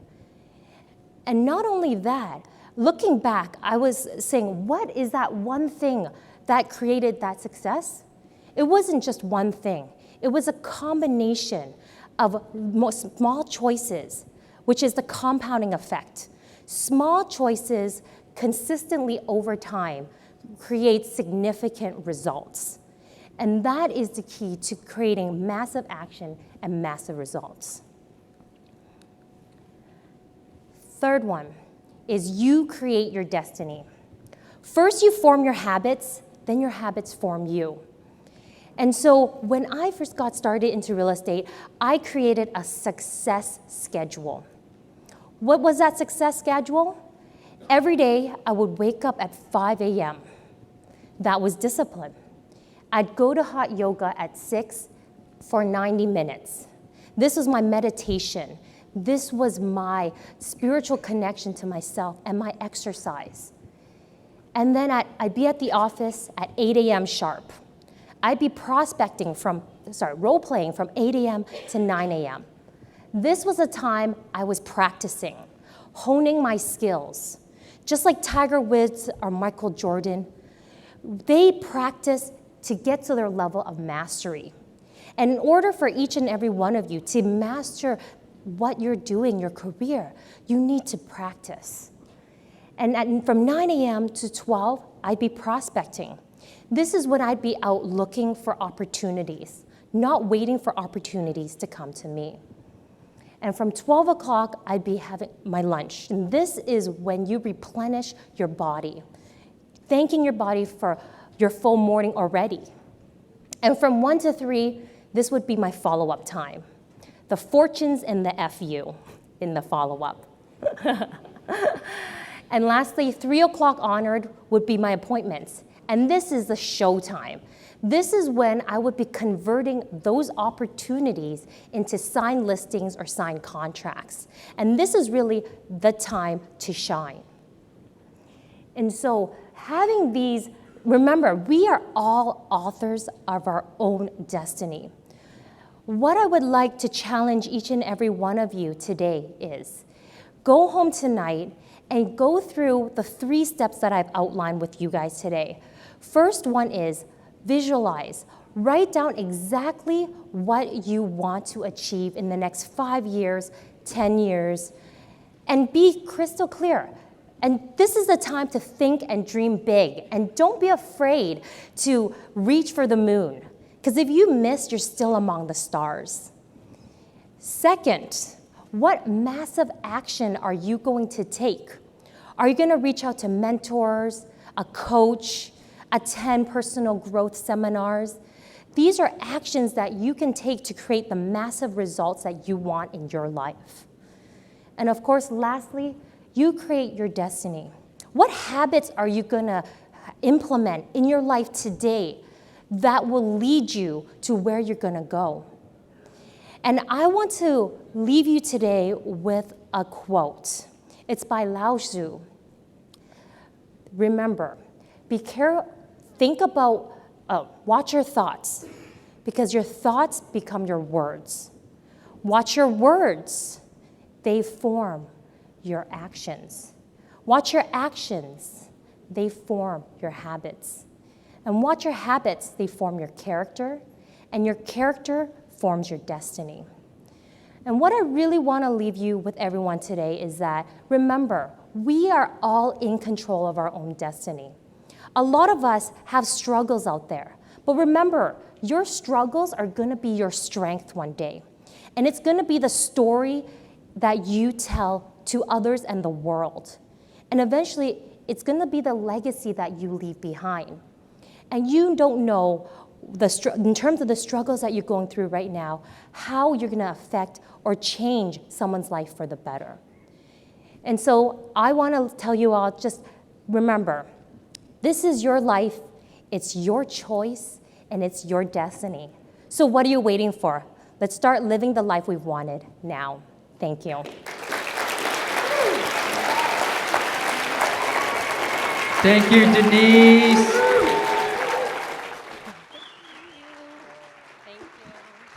I'm inspired by her daily. Such an amazing lady. Oh my God. I do want to give a couple shout outs more to our sponsors, Mr. David Aslin. Inspect Canada. We've been writing subject-free offers, but now subjects are coming back. So please talk to David. Until next week, when they're probably going to go away. Until next week, when the market switches even more. Is Adam Estrella here? Adam Estrella. Oh, he's not here. Probably outside talking. Probably outside talking. Yeah, okay. work in the room. Talk to Adam if you want more listings. Come list me calls. Go talk to Adam from Toronto. Okay. I'm excited for this. I'm really excited for this one here. This man, GSP, GSP, GSP. It's not George St. Pierre, it's Gurinder BRAR. Not like Want, but Gurinder is only 34 years old and has been in real estate for the last 16 years already. He's also a real estate developer, has dominated the food industry with owning multiple Domino's pizzas. He has earned it all, a limitless life filled with wealth, luxury, and adventure, but whose priorities always remain with his beautiful family and friends. His real estate team now spans over 5 cities countrywide, providing unparalleled service. He's also scaled his own business to over 200 transactions a year, strictly from building relationships with builders. He's my only other friend who has a car collection that could rival Mr. Win Louis No Wheel Gap. Where is he? 3 Ferraris. Right. All the way from Calgary, Canada, GSP Luxury Homes and founder of Global Real Estate Masterminds, he will be sharing with us about making quick decisions and getting outside of your comfort zone. Please put your hands together for Gurinder BRAR, GSP. Woo!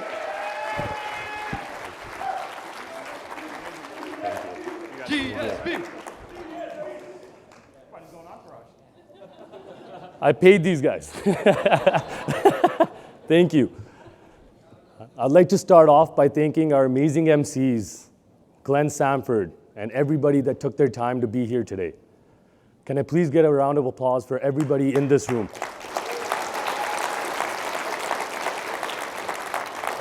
For those of you who do not know me, my name is Gurinder BRAR, better known as GSB. I was raised by 2 hardworking parents that instilled hard work and discipline in me at a very young age. Parents that migrated from India in the early 70s, parents who worked 2, sometimes 3 jobs to make ends meet for my siblings and I. Seeing my parents struggle day in and day out to make ends meet, I knew I had to do something. I couldn't sit back and watch. At 8 years old, the amount of jobs that were accessible to me were limitless. So I went and became a newspaper boy with my sisters. We would go door to door, Monday to Friday, deliver newspapers in the community of Whitehorn. It's actually the Northeast is the hood of Calgary. For those of you guys don't know, I grew up in the hood of Calgary. So we would go ahead, and I would do this from 8 to 13 years old. I learned hard work, discipline, and timing through this job. At 13 years old, I got a job in a grocery store called Calgary KWOK, where I learned customer service and money. I learned the value of money. I used to make $6.11 at that time an hour, which felt like $1 million, but things have changed now, thank God. From 13 to 17, I would continue on this job. At 17, I got a job at a duty-free shop in the Calgary airport selling makeup.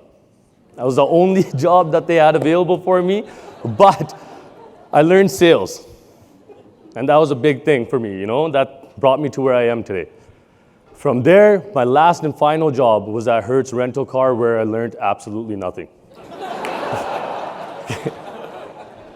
That being said, being a confused 18-year-old, broke, I went to a Shell gas station not knowing if I should put $20 or $40 into my car, not knowing if my debit card's gonna work. As I'm worrying about my life problems, I saw a Ferrari 360 Modena pull up.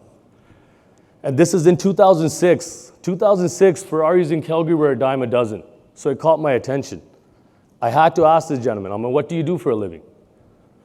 He said, I sell real estate. I asked him, is it tough? And this is what he said, mind my French. He said, well, if you can sell some shit, it's very good. I'm like, okay.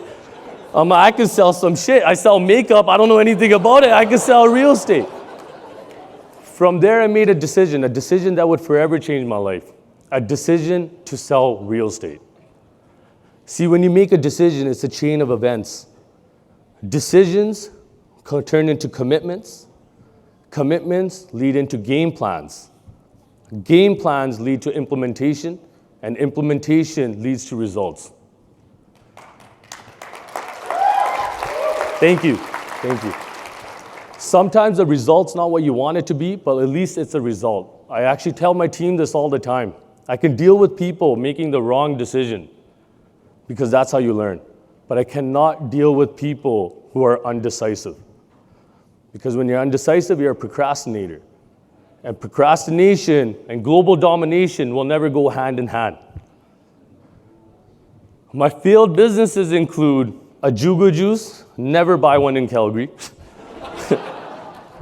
and 2 clothing stores. Just because you dress nice doesn't mean you know the clothing business. I learned that the hard way. But my successful businesses are a real estate development company, a successful real estate team, my family, GSB and Associates, and an online real estate academy, which grows every single day, and we help agents achieve their goals, stick to their game plan, be disciplined, and we're trying to make a difference. Thanks to our friend, GLENN SANFORD. Please, can we have a round of applause for GLENN SANFORD?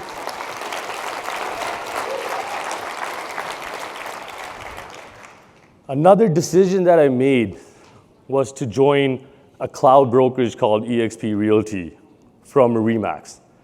For 15 years, I operated in RE/MAX through brick and mortar. And to go into cloud, it made me extremely uncomfortable. I don't know anything about technology. It takes me 3 hours sometimes to change a password. Thank God for my wife, she helps me out, but I would be a lost cause, you know? So thank you. That choice in eXp, when I switched, one of my first friends that I approached to talk about eXp and try to make money off of him was my friend Nabil Noorani. I asked Nabil, I'm like, hey man, you're a top producer in Ingle and Workers. If nothing changes, nothing changes. If you come to eXp, what are the one thing that you're gonna do that's different? What's the one thing you're gonna change from your day-to-day that will change your business, change the trajectory of your business? And what Nabil said, he says, I'm gonna try to get out of my comfort zone. That stuck to me. You know, I'm a man of repetition. I think when you hear sometimes you need to hear something 101 times for it to finally register. I gave it a lot of thought, and I talked about all my successes, all my big wins in life came from uncomfortable situations.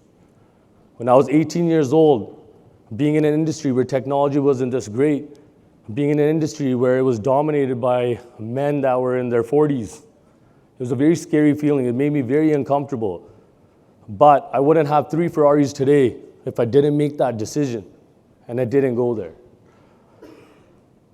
Hiring my first administrative assistant was extremely uncomfortable for me if I didn't know if I can afford this administrative assistant. But I knew this assistant would make me efficient. So that uncomfortable decision led me into growing a team. Hiring my first team member was the most difficult decision of my life because it's hard to promise somebody food on their table when you're barely surviving yourself. But that led me to a team of 7 extremely successful agents that help us close over 200 transactions a year. Decisions and getting out of your comfort zone are the 2 most powerful techniques that actually led me to where I am today and brought me on the stage. Being on the stage makes me extremely uncomfortable. Okay? But we're here today, and just to show you guys that if I can do it, anybody can do it. And over time, practice makes perfect. And 1 time on stage will lead to 10 times, and one day, like Glenn Sanford, will be getting paid a lot of money to talk on stage. So guys, I don't want to make a long speech, I want to make an effective speech. Today, I want to leave you guys with one quote. And the quote is, do what is easy, and your life will be hard. Do what is hard, and your life will be easy. Thank you. GSB, GSB, GSB, GSB. Man, go sell some shit. 3 Ferraris. That's all. It probably explains his complexion because he used to sell makeup. Like, you're a good-looking guy, right? You gotta sell that shit. All right. Well, next up, this man has only 2 initials, not 3. So, Mr. Agent DK, growing up with not a lot of money, he consistently worked 2 jobs to pay himself through school. And in fact, he would clean toilets at night and wake up to go sell TVs to save up for his sister's wedding. That makes me tear up. This man's absolutely incredible. The first time I met this guy, I was in awe. He was only in his 3rd year, and he was selling 100 homes. No online leads like genius Mr. Glenn Sanford, no. Just cold calling, door knocking, just prospecting. He earned it. I'm still in awe of this man today. He inspires me daily. Last year, him and his team of only 3 agents helped over 250 families with this $170 million in sales volume. Round of applause, please. Woo! He is absolutely dominating his market. Ottawa. Any referrals, friends and family? Ottawa. He was 9 years in a row, Roll the Page top 1% out of 18,000 agents. Today, he has made the upgrade to eXp Realty so he can start giving back to other agents what he got from this industry. He's also ripped like He-Man. He won't take off his shirt, but check him out on social. And he's Batman at night. I'm honored to have him as our business partner and most importantly, our friend. All the way from Ottawa, Mr. Agent DK Dimitrios Kalogeropoulos.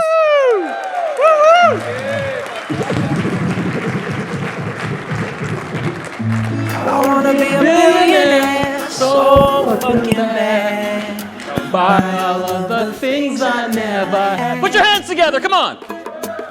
I wanna be on the cover of Forbes magazine, smiling next to Glenn and the Queen. Oh, every time I close my eyes, I see my name in shining light. Yeah, a different city every night. Oh, I swear the world better prepare for when I'm a billionaire. Good job, good job, good job. Good job. You like that? How to create a mindset to have quantum leaps in your business and in your life. I told John when he said, we're having an event, and I said, I'm going to come. And he said, you're speaking. I said, no. No, I'm just coming to see you. He's like, no, you're speaking. So I made these notes on the airplane. So that's why I'm standing here with this. So before I get into this, I want to do what I do every day, and I'd like you to join me. So I'd like to do just some affirmations because it helps me get into the right mindset. And I do this every single day, and there's a reason why I want you to do it with me. So repeat after me. I am a great salesperson. I am passionate about what I do. I need to prospect for my family. I was born to sell real estate. When I'm in a good mood, nothing can stop me. I will set a new record this year. I have a magnetic personality. I listen for my clients' motivation. I'm a winner. I'm a survivor. I'm a warrior for my family. I'm relentless. I am grateful. I will live each day with love in my heart. I am negativity's worst fucking nightmare. I asked John if I could swear. He said yes. That's the last one is mine. All right, thank you very much. I appreciate that. First and foremost, I'd like to thank John, Alexa, Michael, everybody that invited me here. Thank you very much. Obviously, thank you to Glenn. And what an amazing event. Guys, put your hands together. Isn't this something crazy? It's amazing. I'm proud of you. I'm proud of you, John. This is why I joined EXP after 9 years being the top 1% in the Chairman's Club with Roy LePage for collaboration. And the thing that gives me the most joy, I realized, is giving back. Because I've already achieved levels of success that I never even imagined were possible. You know, grew up immigrant kid. My dad was a cook. My mother was a waitress. I never thought I'd have the things I have right now in a million years. I couldn't even fathom it because I wasn't exposed to it, right? So now that I am, you know, we always joke, I used to sit at the back of the room at all these events all the time. I didn't think I deserved to sit at the front. I didn't think I earned the right to sit there. And, you know, now I'm in the front, and I'm proud of that because, like everybody else was saying so many times up here, it's all about decisions. So that's why I joined EXP, because I want to give back. So hopefully you'll get something from this. These are all just random things that I did to help create quantum leaps, going from 12 transactions in my first year to 25 to 50 to 100 to 200. For me, that's a quantum leap, right? Doubling your business, where you're so uncomfortable. You're ordering new lockboxes every day. You're out of signs every day. You're running like, it was insane.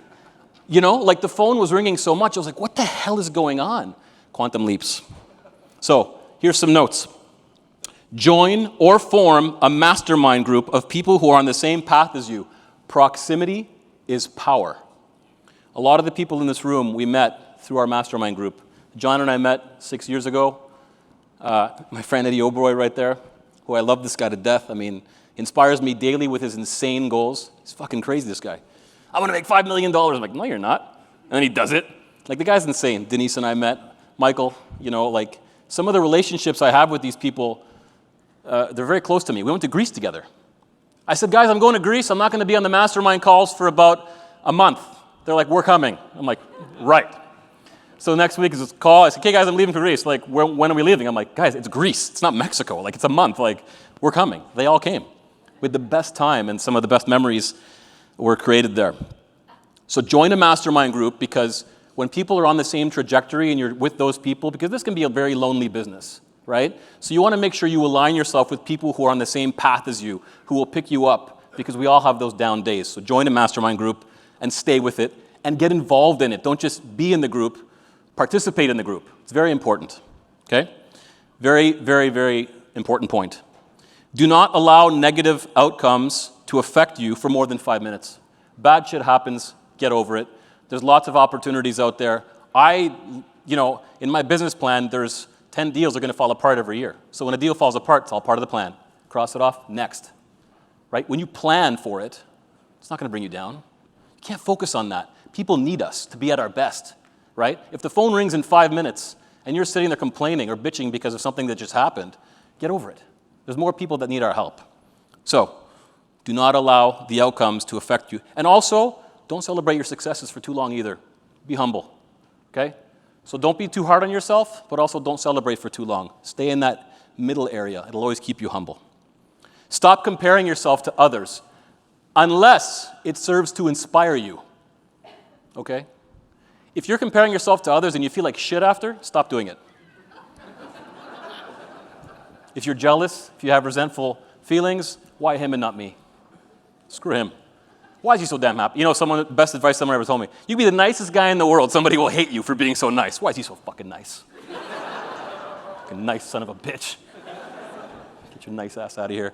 So, but I compare myself to others because it inspires me, right?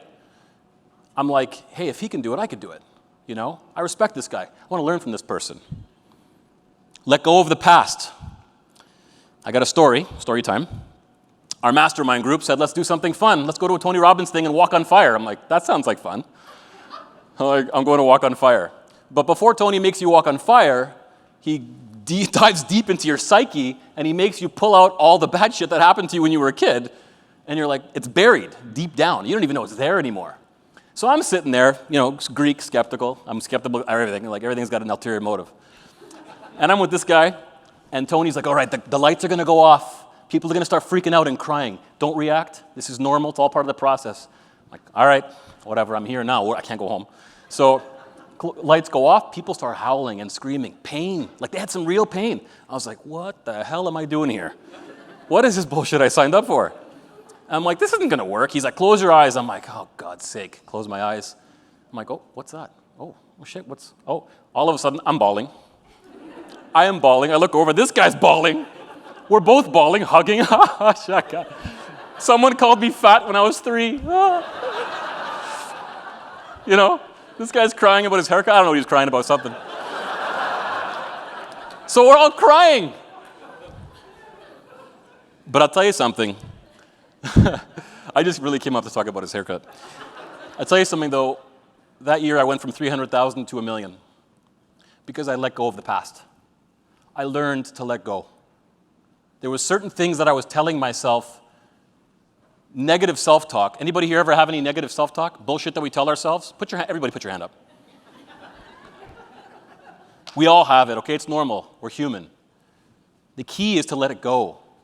That year, and it's not about the money, but when I let that weight off my shoulders, I soared like an eagle. I felt like anything was possible. I told myself bullshit like I'm never going to be successful because my parents weren't educated. I'm not going to be successful because I dropped out of university at 20 to pay for my sister's wedding. My parents separated when I was 20. I bought a house. I didn't know what I was doing. I bought a house. We barely made the payments, right? So I told on myself this bullshit that I would never become successful because I didn't have an Ivy League education. It's all bullshit, all of it. Let go of the past. Read inspirational books and listen to uplifting music. I listen to funny YouTube stuff all the time. Anybody ever take mindset breaks? No? I take mindset breaks all the time. All the time. People always ask me, how do you stay so positive? I take a lot of mindset breaks. 2 minutes. Listen to Eddie Murphy Raw. I'm done. Like, doesn't matter what it is. Whatever uplifts you, go there. Set sexy goals. I'll explain. And become obsessed with them. Tell everyone, post them everywhere. Are your goals fear-based or are they sexy?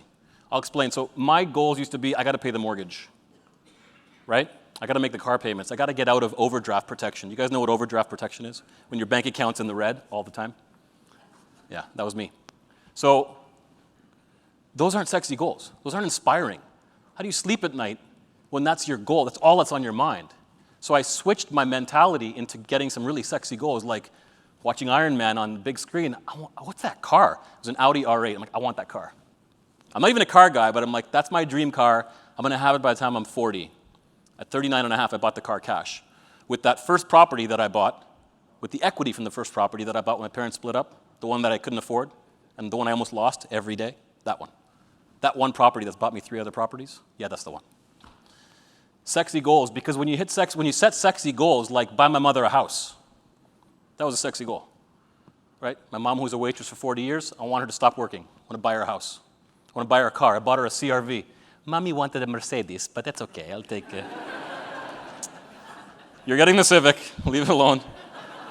You make lots of money. It's the Mercedes. For mommy, you only have one mommy. Greek mothers. Guilt Trip University. So when you set sexy goals, guys, the boring goals get taken care of. You'll make the mortgage payments. Do you understand what I'm saying? So make your goals fun.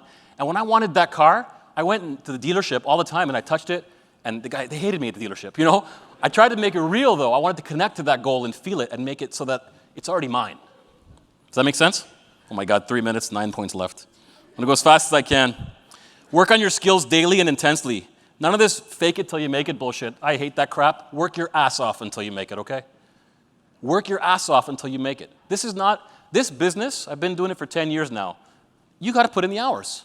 But eventually the accumulation effect kicks in. You grow your database and it rolls. But you can't fake it. You can't just put on a suit and walk in and think it's all gonna be done, right? The man makes the suit, not the other way around. So work on your skills daily. We used to role play. I still role play every day. 5 days a week. I role play. I practice. Work on your skills. I think it's Oprah that said opportunity, what is it? When opportunity meets preparation? Is luck, yeah, right? So some of you, like, even if you had a lead, you wouldn't know what to say. So, like, what's the point? So work on your skills so that when the opportunity does come, you're ready to take action. Develop versatility. This is the most important point that I have written down. This one skill helped me to have quantum leaps in my business. I am what you would call expressive, right? There's 4 personality types. You got to treat people the way they want to be treated. I was always taught treat people the way you want to be treated. Wrong. Because if you're with a driver or an analytical or an amiable, right? Amiables just want to feel safe. I can't treat the amiable person the way I'm going to treat the driver. The driver's like, let's go. Just tell me. How much? Like, forget the presentation, right? The amiable wants to feel safe. The analytical wants numbers like this. So when you start learning that, you grow connections much faster. There's some good books on personality styles. Larry Wilson wrote one. So I highly encourage you all to learn the personality styles because you will have quantum leap. Because if you're only dealing with people who are like you, you're only making 25% of the potential income you could make, right?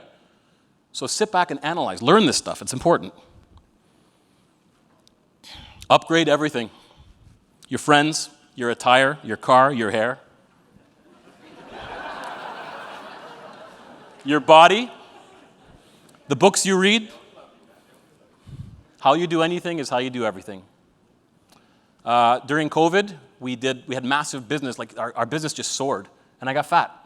The gym closed, and was sitting with that guy over there at a mastermind dinner in Vegas, and he's going around the table. Dave, you look so good, man. Damn, this guy's full of compliments. You look so good. Casey, wow, you look so good. Wow, you look great. Going around the table, right? And I'm last.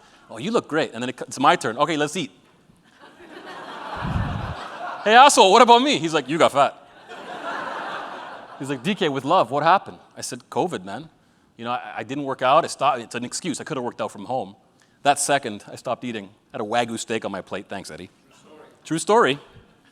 I stopped. It was a trigger, right? I realized that I wasn't taking care of myself. And I realized that if I was going to do another 250 deals, I had to take care of my body and my mind, because these all go together, right? And I wasn't taking care of myself. It's like they say on the airplane, if there's an issue, you put your mask on yourself before you help anyone else. You're no good to anybody if you're not taking care of yourself. So I sought accountability like I do in everything in my life. And I thought, what if I put the same passion that I put into my business into my body? What would happen? I never was really one to work out, and I always liked sports, but I didn't put that much effort into it. Worked out 6 days a week, 2 hours a day, drastically changed my diet. John's like, show the before and after. I ain't showing you the before and after, but nah, I wasn't fat or anything, but I was dad bod, I was pudgy. And now, I'm in the best shape of my life, and I'm proud of myself because it takes a lot of consistency and effort. I'm up at 4 a.m. every day. I'm at the gym from 5 to 7 every day, 6 days a week. But now I'm ready to take that business on. Nothing can stop me. I'm negativity's worst effing nightmare. You won't get to me, COVID. I don't care what's coming because my body is ready, my mind is ready. I'm ready with the skills.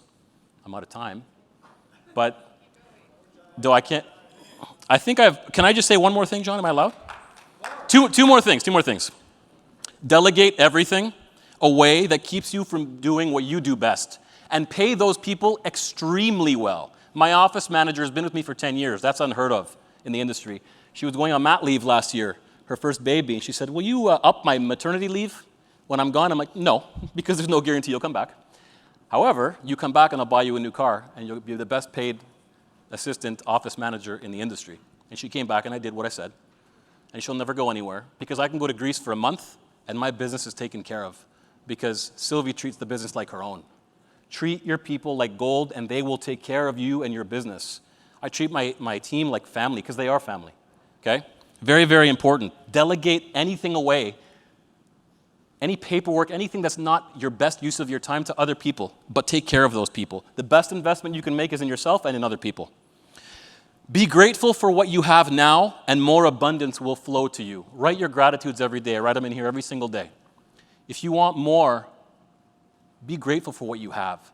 Everybody in this room, guys, let me tell you something. There are people out there that wish they were in this room. There are people out there that wish they were in this industry, that wish they could afford nice clothes. You know, we joke around a lot about the cars and the bullshit, but let's be honest here. We're very lucky. It's your duty to be your best. It's your duty, okay? If you don't want to do your best, get out of the room. If you're here, you are lucky because other people would die to be in your shoes. Oh, I got to go show a buyer. No. You get to show a buyer. Oh, I got to go talk to a seller. No, you get, excuse me? You are lucky to, some people wish they had a buyer to go show. It's just a flip in your mindset, okay? So be grateful for everything that you have, and you will notice that the more gratitude you have, things will just flow to you. You won't have to chase it anymore. It'll just come to you. Take action. Complexity is the enemy of execution. A Greek quote that I said in front of Mike Ferry once, «Μέχρι να το σκεφτεί ο λογικός, ο τρελός έχει περάσει το ποτάμι». Right. By the time the logical man has thought about it, the crazy man's already crossed the river. If you think about it, this guy was busting my chops. EXP, EXP. I'm like, leave me alone, leave me alone. EXP, John, leave me alone. 3 years. And finally I said, okay, tell me about it, right? I wish I joined sooner, honest to God. I wasn't listening because I was having these quantum leaps in my business. I don't need the distraction, John. Please, I'm not ready. I should have taken that leap. I should have crossed the ocean. So I have that philosophy with everything now, right? Don't overanalyze it. Don't have analysis paralysis. Thank you very much for the opportunity. I'm grateful. Thank you. Give it up for Mr. Agent DK. Woo!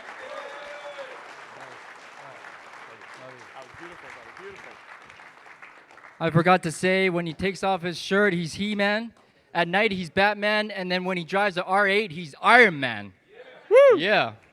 All right, let's bring up some more sponsors while we put the chat. Absolutely. So we're looking for REW. Simon, make your way up. There he is. So ladies and gentlemen, if you're in Vancouver or if you're in British Columbia, you probably have heard of REW.ca, which is Real Estate Weekly. And this is Simon, and he's actually going to be talking to you guys about REW. Please put your hands together. Thank you. No worries. And there's your slides. Perfect. Not at all.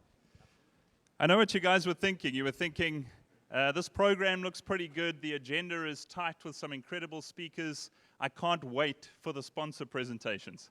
So I'll be really quick. I want to tell you a little bit about REW. What's happening inside this room is very, very cool. You know, you've got some of the best agents, some incredible acronyms, tough to follow, you know, GSB, DK, but REW will have to do. But it's really good to see the level of professionalism and the mastery of the craft, you know, really dedicated to the experience that you want to create for your clients. So I sit on the other side of the aisle. Our business and our team really focus on the home seekers and the experience that they get, especially as they enter this ecosystem, as they enter this industry through the window of listings. So REW.ca, if you don't know, is Canada's best real estate search platform, and certainly the biggest one by volume of traffic in BC. So we service about 12 million home seekers every year, and we introduce them to all the listings in the market, all the property data, and a lot of you and your professional profiles through the platform.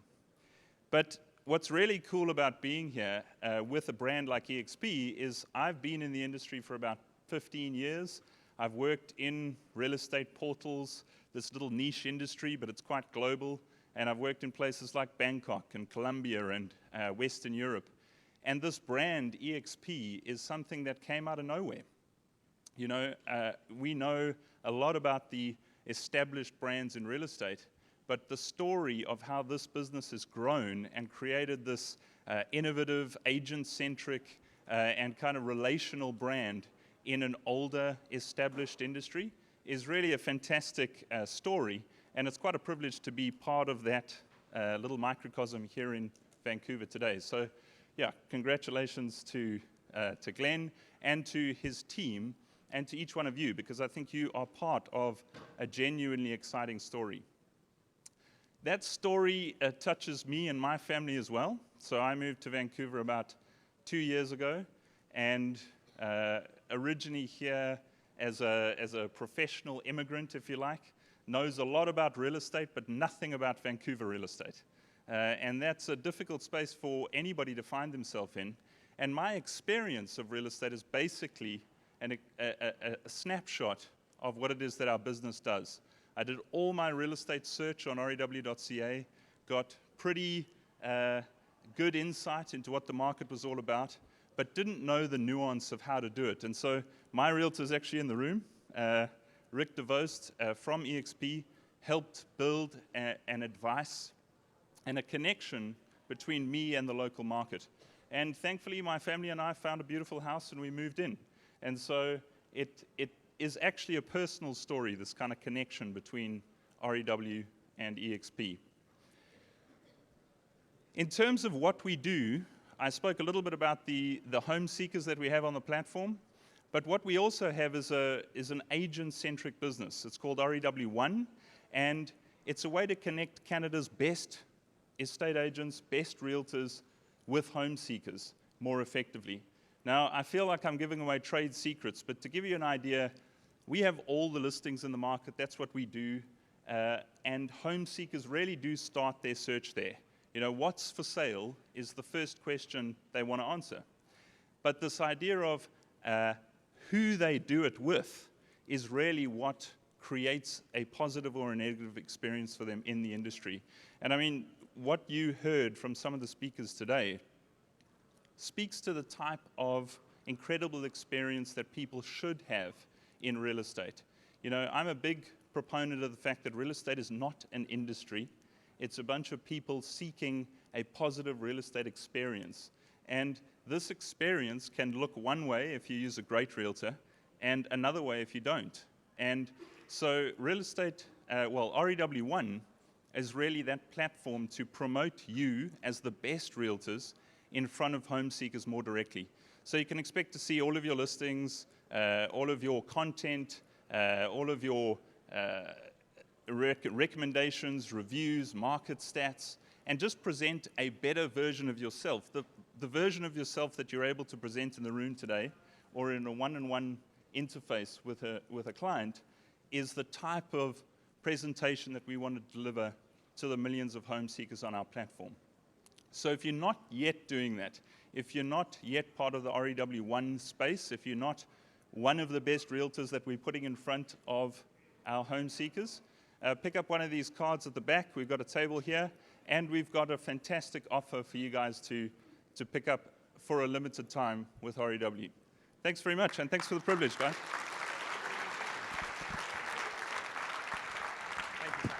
That was awesome. Love REW. I actually have a great story, and Simon doesn't know this yet, but I got a lead from rew.ca about 2 months ago. Showed the property to the couple, and it was first-time home buyers. Showed the property to the couple that particular weekend. You know, first home I showed them, they loved it. Went and wrote the offer, beat out 9 other offers, and deal closed yesterday. So thank you, REWCA. That was awesome. Where's my man at Cotala? Come on up. He's running down. Here we go. Big round of applause. So this is Cotala for those of you who have had the experience, but Cotala is an amazing marketing firm. They do a lot of photography, advertising, tons of work, and Tavish here will walk you through it. All right? For you, sir. Thank you.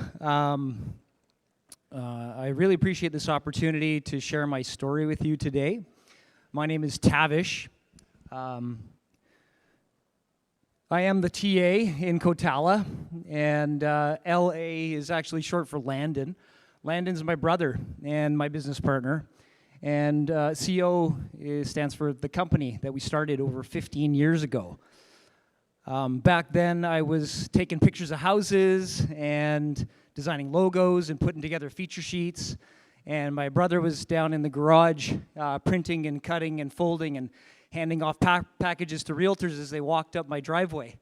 And we were making creative stuff, and we were helping people achieve their business goals, and we were making people happy, and that felt really good. And we wanted to keep doing that. So we did. But as all of you know, starting up a business is not easy. And for the first 4 years, we didn't turn a dime. And it got really hard.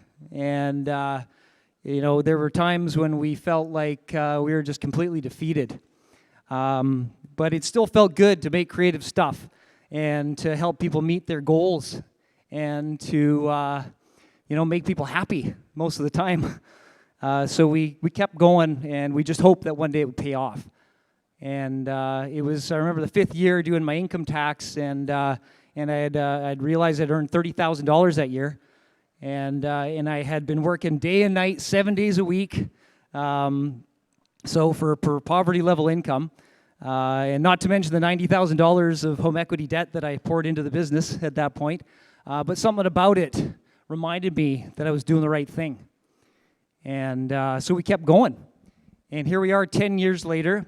We have a 7,500 square foot beautiful facility in Langley. We've got over $1 million worth of printing and sign making equipment. And we've got a sophisticated computer automation system that keeps it all rolling.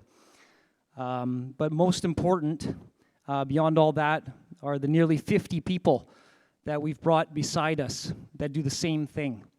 And they produce creative stuff to help people meet their business goals, and most of the time make them happy.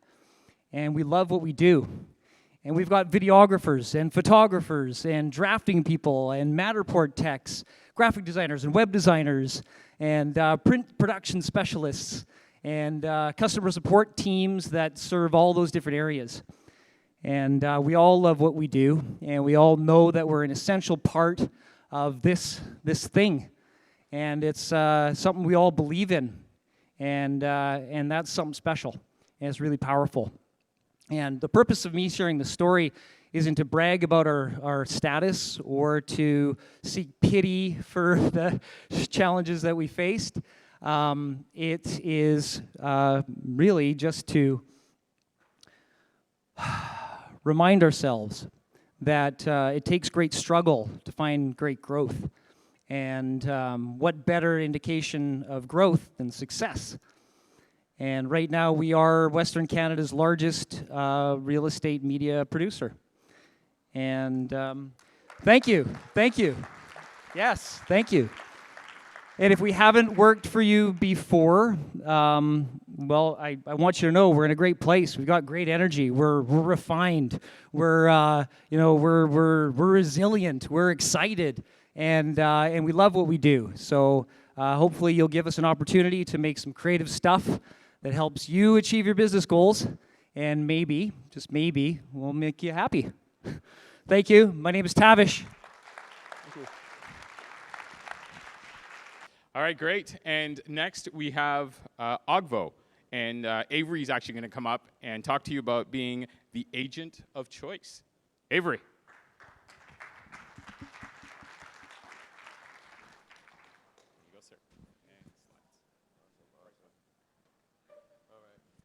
How's everybody doing? Okay.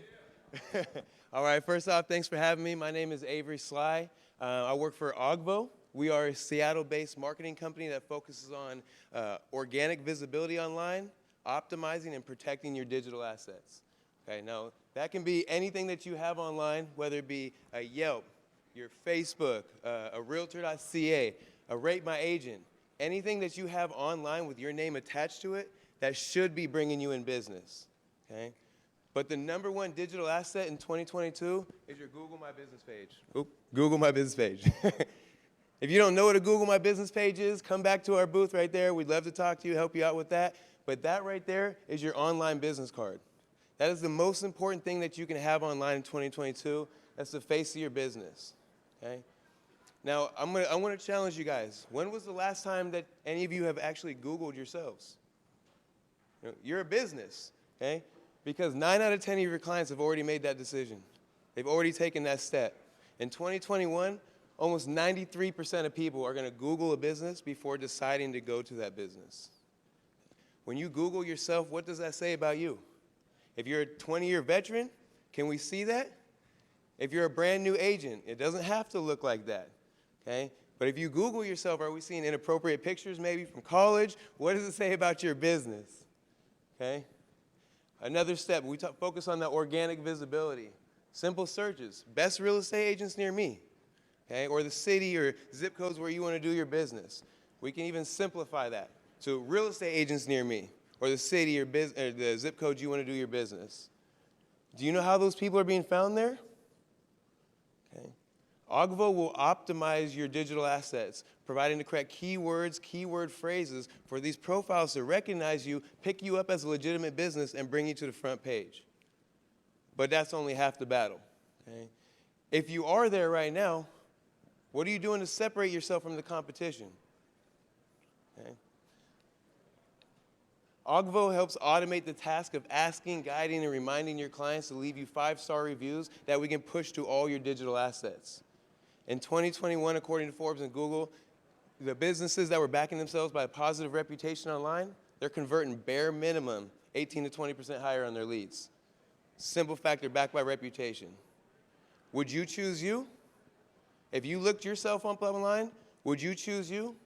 Are your digital assets matching up online how you are offline? Okay. That's what Oggvo is going to help you with. Okay. We provide a simple funnel page to help automate that task of asking, guiding, reminding your clients to leave you those 5-star reviews. We'll push those all across to your digital assets. Okay, again, when you're backed by that reputation, you now become the agent of choice rather than the agent of chance. Okay? That's all I really got for now, but I want to let you guys know we do have a raffle going on in the back. If you guys drop in your business card, $250 Amazon gift card at the end of this event, we'll go ahead and we'll announce the winner. All right? But check us out, Oggvo Seattle. Thanks so much, guys. Awesome, man. Great. All right. That 5 minutes sometimes feels like forever, I tell you. All right. So, we're at that point, John. Right? We're at that point. We've got about, what, an hour left? Yeah, about an hour left. About an hour left. So, you know, this is a great moment where we get to talk about the EXP experience. The EXP experience. It's time. Right? It's time to bring people on stage, and 3 dedicated people that we've invited, you know, to come on stage, and they're going to come up and share their EXP story. Okay? So we're super excited to ask Michael Ireland. Mr. Michael Ireland. Yeah. Top 1% realtor in Fraser Valley for the last 28 years. And Mr. Suki Sekhon, who's 10 times his business in the last 2 years, from 5 deals to 50 deals, and shooting for 100 deals this year. And a busy mom of 2, absolutely adorable, Miss Sarah Kwan, who's doubled her income every single year since being with eXp Realty. All right. Welcome up. Thank you. You're awesome. We love you. So just pass it around. So welcome, welcome. Thank you, guys. She needs to do her IG story. Yeah. All right. Go ahead. Oh, all right. So you know what? We've got a few questions, so we're not going to spend a ton of time doing, you know, hard questions with them. We're giving them some really good softballs today, right? Because the panelists were all like, Atisha, they're going to be really tough questions. Are you going to ask me my deepest, darkest secrets? I'm like, no, we're not going to do that. That's okay, right? But why don't you guys just introduce yourselves? So we're going to hand the mic to you and just kind of tell us, you know, who you are, what you've kind of done, right, in real estate. And let's start from there. Nice and easy. And thank you, Atish. Michael Ireland, eXp Realty, White Rock, 28 years. So I guess I'm a dinosaur at this.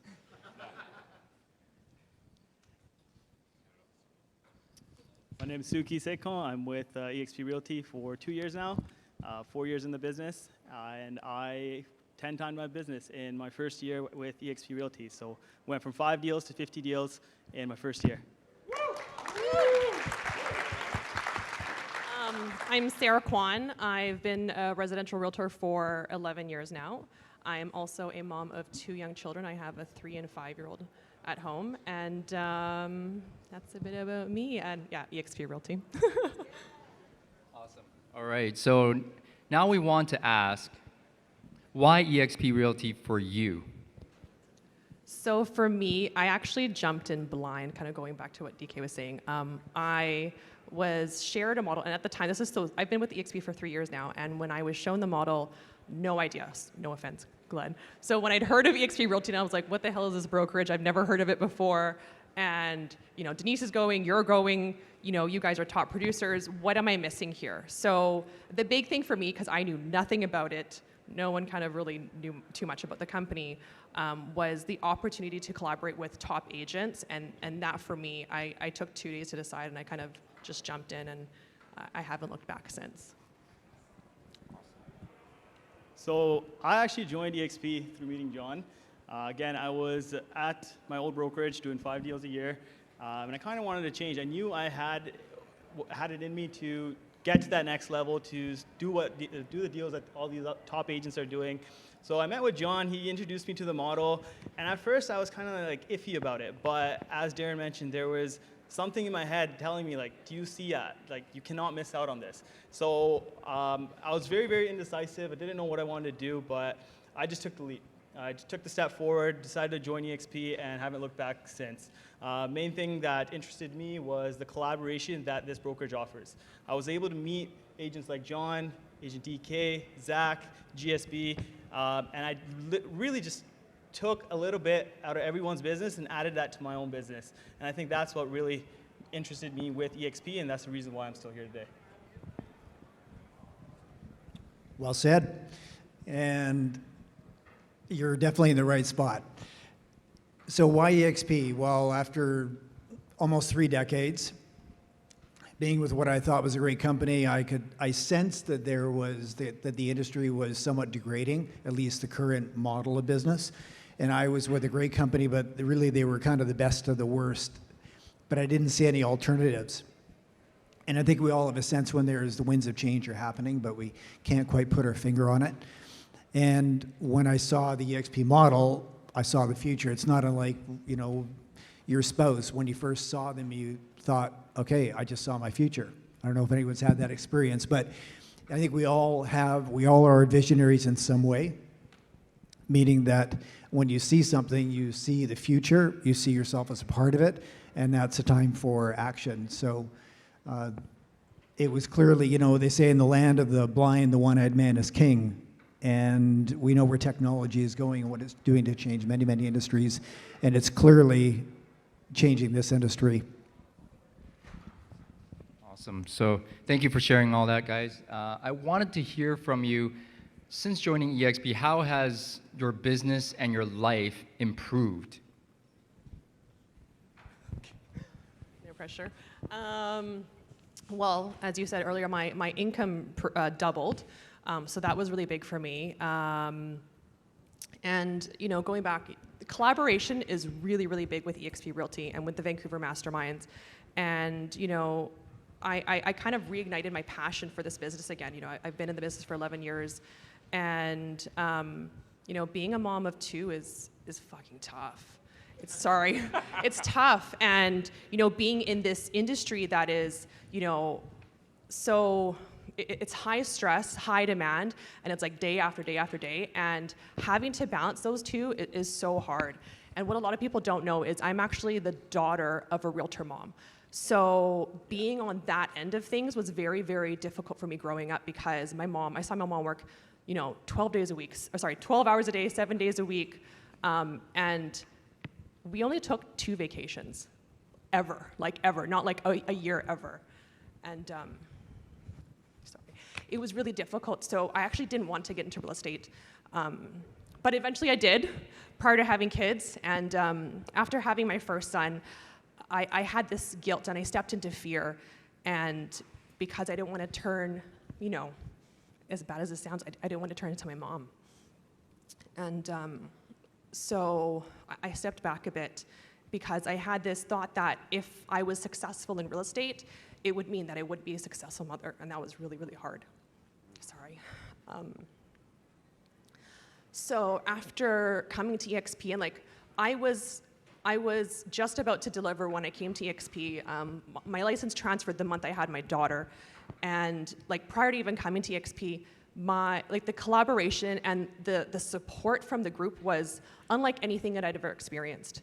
And that for me was so important. And, like I've had conversations with, many of the people, within the mastermind and conversations with you and Jennifer, who can't be here today, in terms of changing my mindset. And one thing that was key for me, that was a breakthrough for me, was allowing myself the opportunity to achieve a certain level of success, because I had this mental block of, I can't do this because that's going to mean, something bad is going to happen. So for me, surrounding yourself by people who are genuinely there to support you and are there to see you succeed has been so big for me. Like on a personal level, like on my business side, yes, of course, but in my personal life, has been huge. And so, thank you, Glenn, for the model, because, yeah. Woo! Sorry. We talked about not the deep, dark secrets, but Sarah took us there. We love you. Love you, Sarah. Thank you for sharing that. And I can see, during these past 3 years, she actually worked less and made double the money. And it's only because of the collaboration that we have. So congratulations.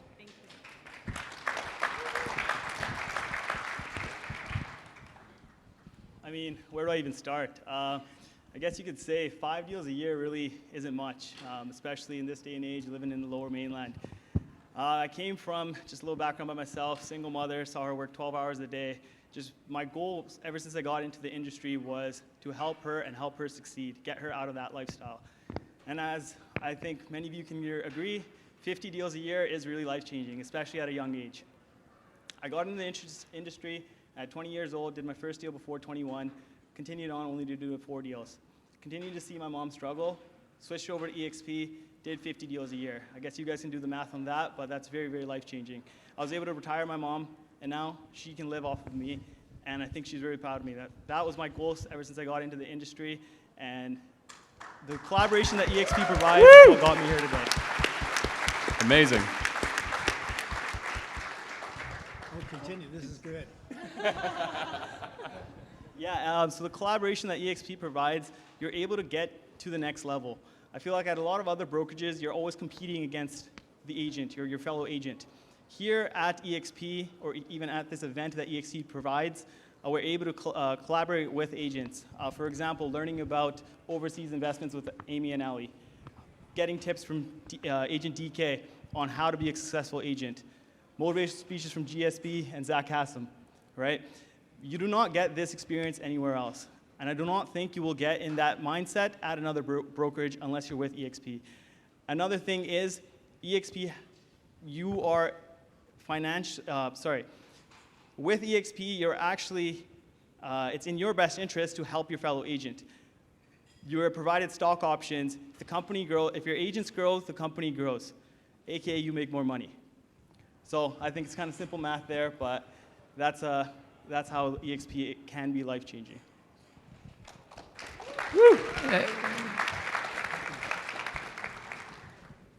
So the question was, how has EXP changed the experience? Changed or improved your life and your business?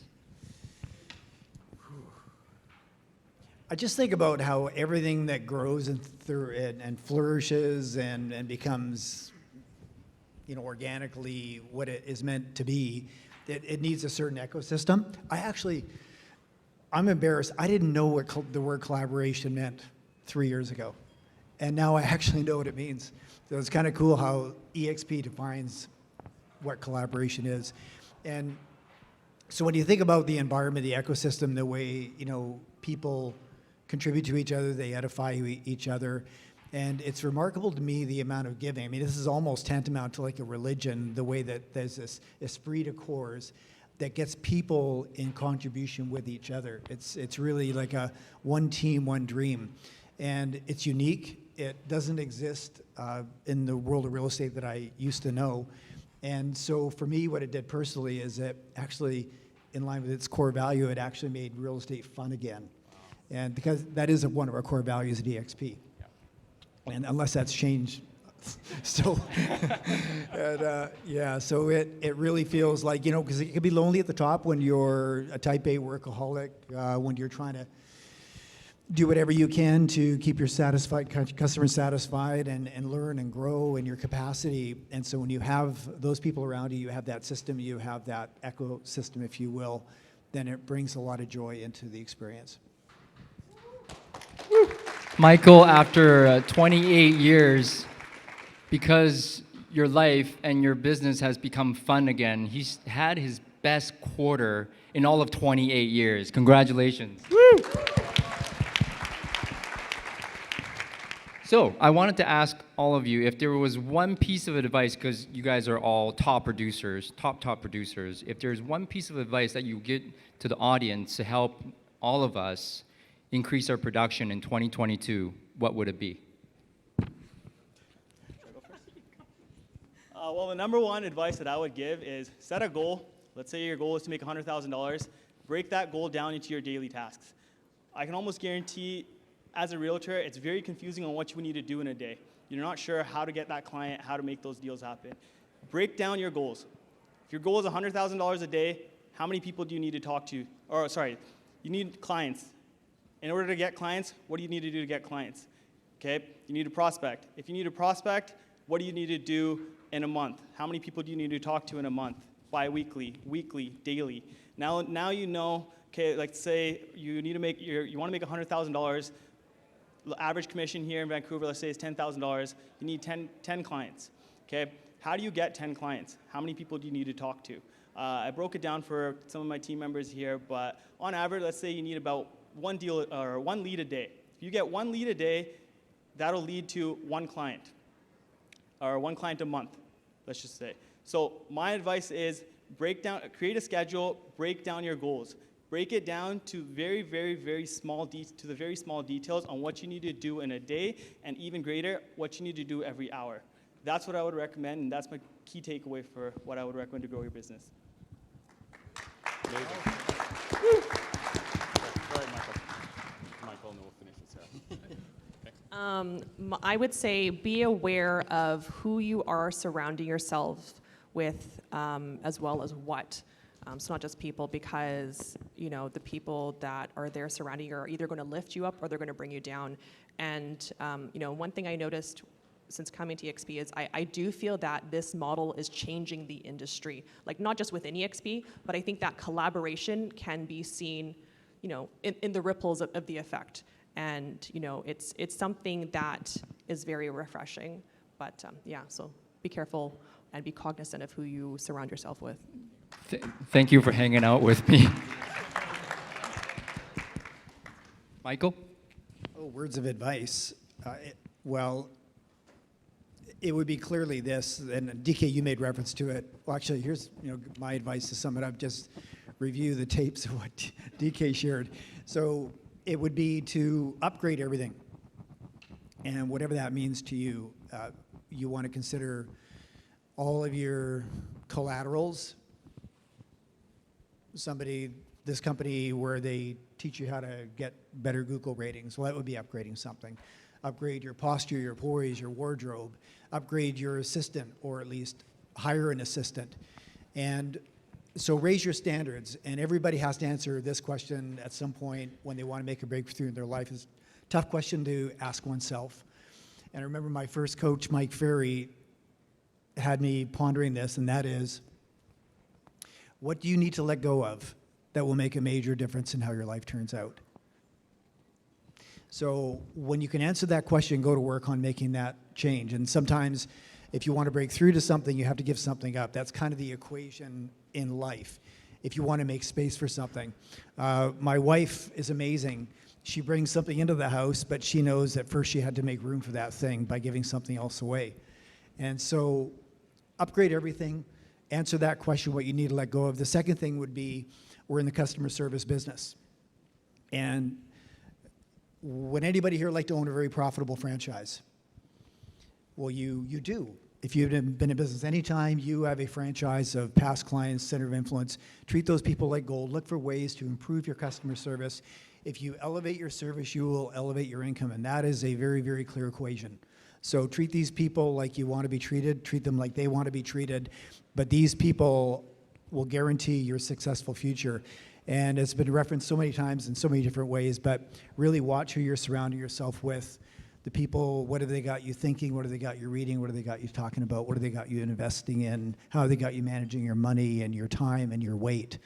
So consider that, you know, if you put a cucumber into a jar of pickles, it's not long before certain conditioning is going to take place. So never underestimate the power of association. Thank you, thank you. Round of applause for the panelists. Woo, woo.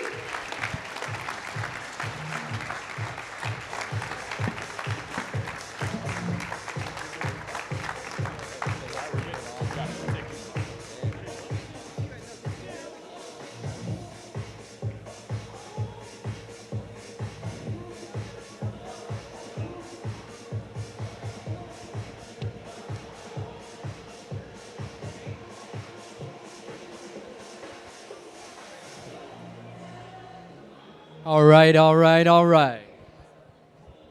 The Next speaker. Home stretch. Here The we are. home stretch. Yep. I gotta say, the next speaker is one of the most humble. Okay, thanks.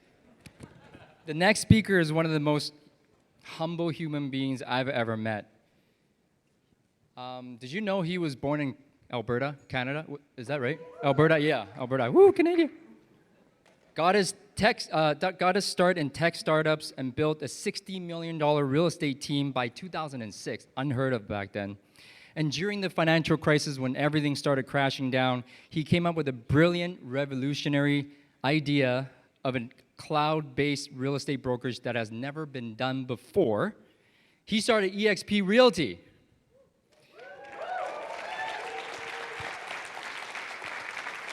Get this, he started with 25 agents, and today, I think we're now at 78,000 agents. Woo! In 20 plus countries, and he is just getting started.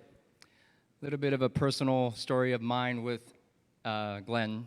Glenn, I don't know if you remember, 2019, January 4th, I had been with the company 3 days. He said, John, I want to take you out for dinner. I'm like, who the fuck am I? Like, why does he want to have dinner with me? I'm a nobody to the company, right? But he said, come to dinner at Semiahmoo. I drove out there, and you know what? He treated me like gold from day one. I'm like, I don't even know you. You don't even know me. But I felt like $1 million after that. And even today, I still can't believe I can message him like we're buddies. Honestly. My family and I will be forever grateful for you, Glenn. Thank you. I truly believe this quote. If you help enough people get what they want, you will eventually get what you want. And that's what this business is all about. It's about win-win relationships and contribution. And Glenn is the perfect example of that. So, please stand up.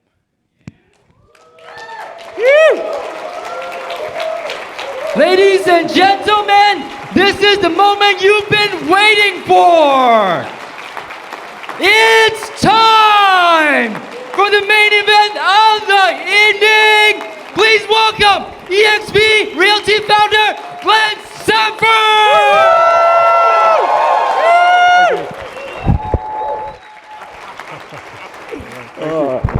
Awesome.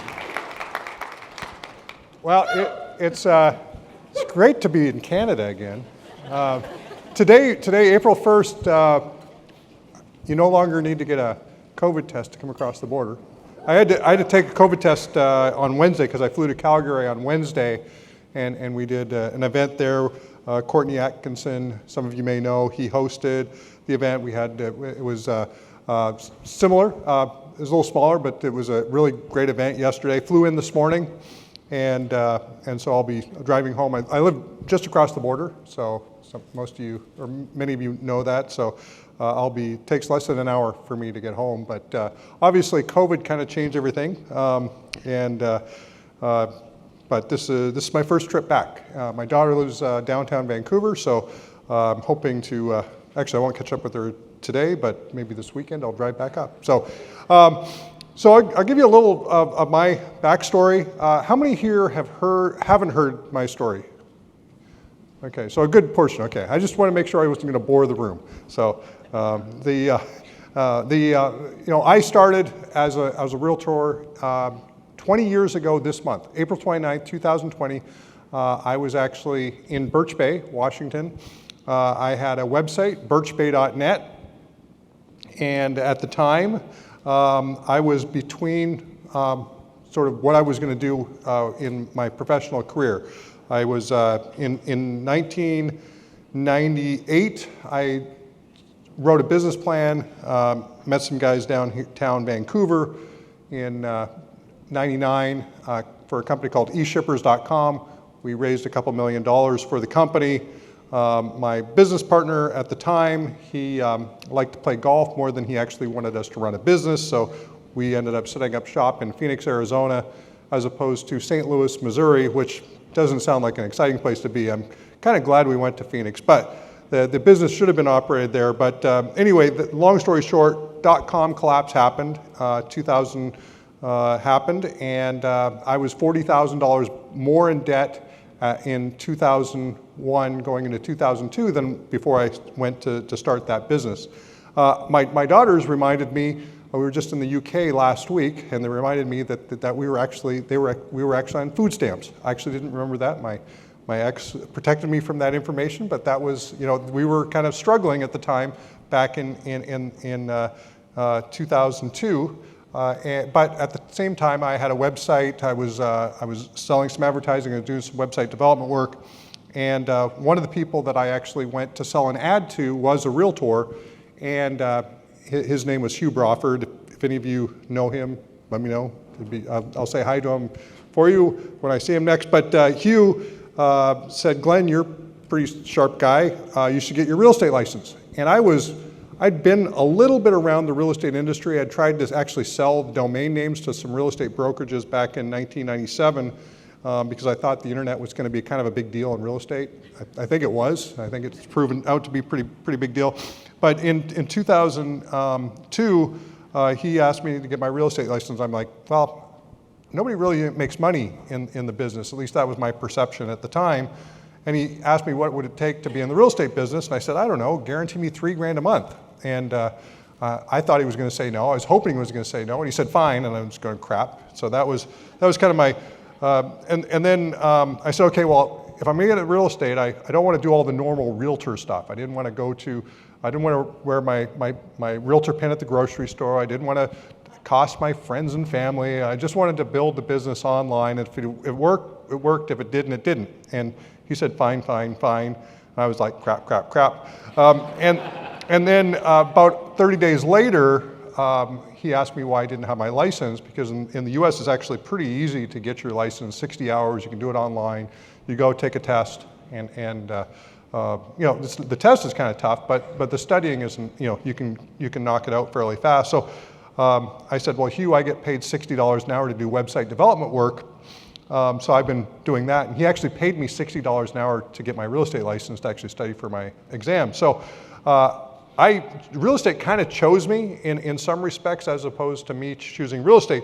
But one of the cool things about that is actually created some business constraints for me, because I'd already told him all the stuff I wasn't going to do. I was going to focus really on the internet side of things.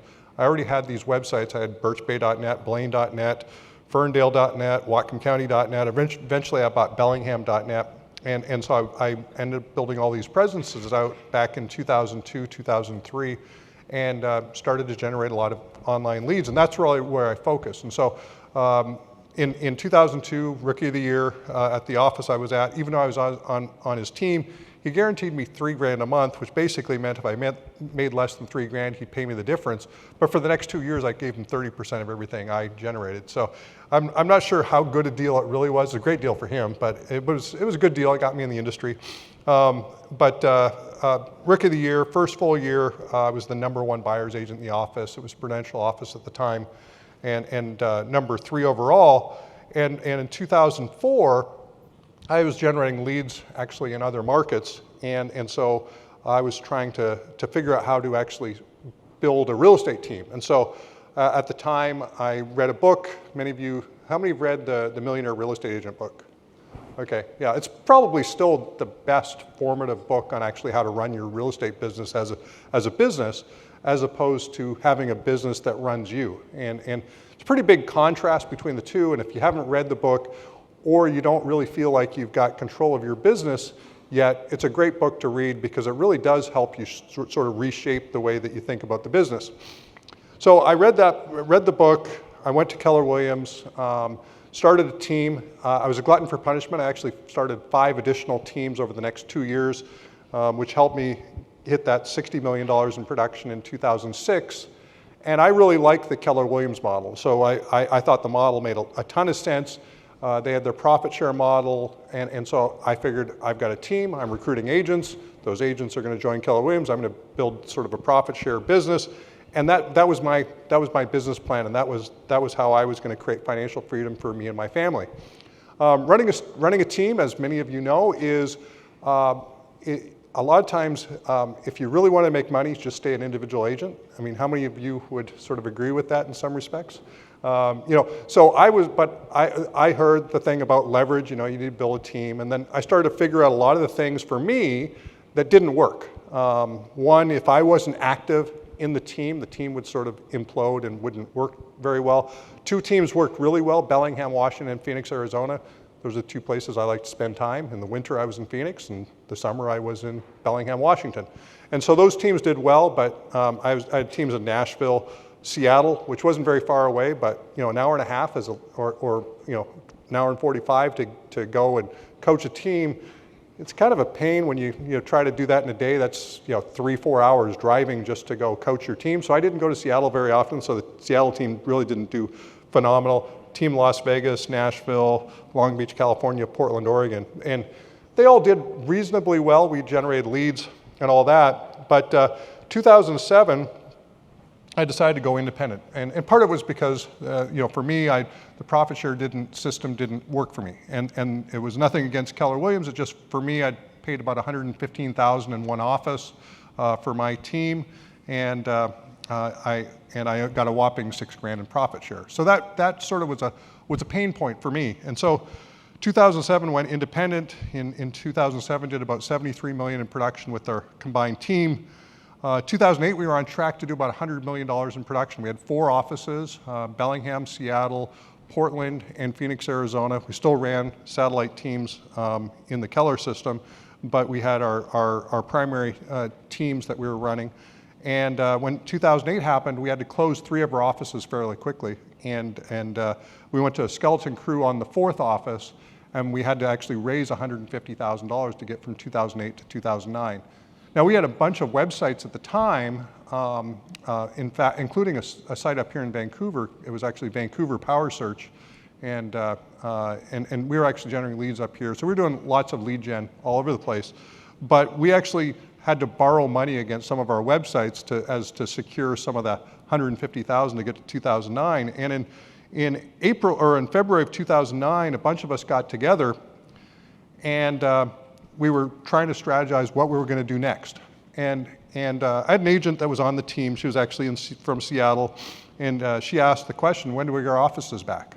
And I literally said to her at the time, I said, we're not getting our offices back. We need to develop a defensible business model that's not dependent on bricks and mortar. And I said it really to shut her down, but then I'm like, that's a pretty good idea. Everybody's been talking about in 2000, who was in the business in 2004, 5, 6, 7, 8? How many of you heard that the future of real estate would be in coffee shops and you'd be very mobile as a real estate professional? Like, that was actually a thing. People talk about it, but nobody had done it. But I'm like going, well, why don't we do it? Hey, Jim, how's it going? Jim, by the way, Jim Wong, if you want to stand up, Jim is actually the president of eXp Commercial.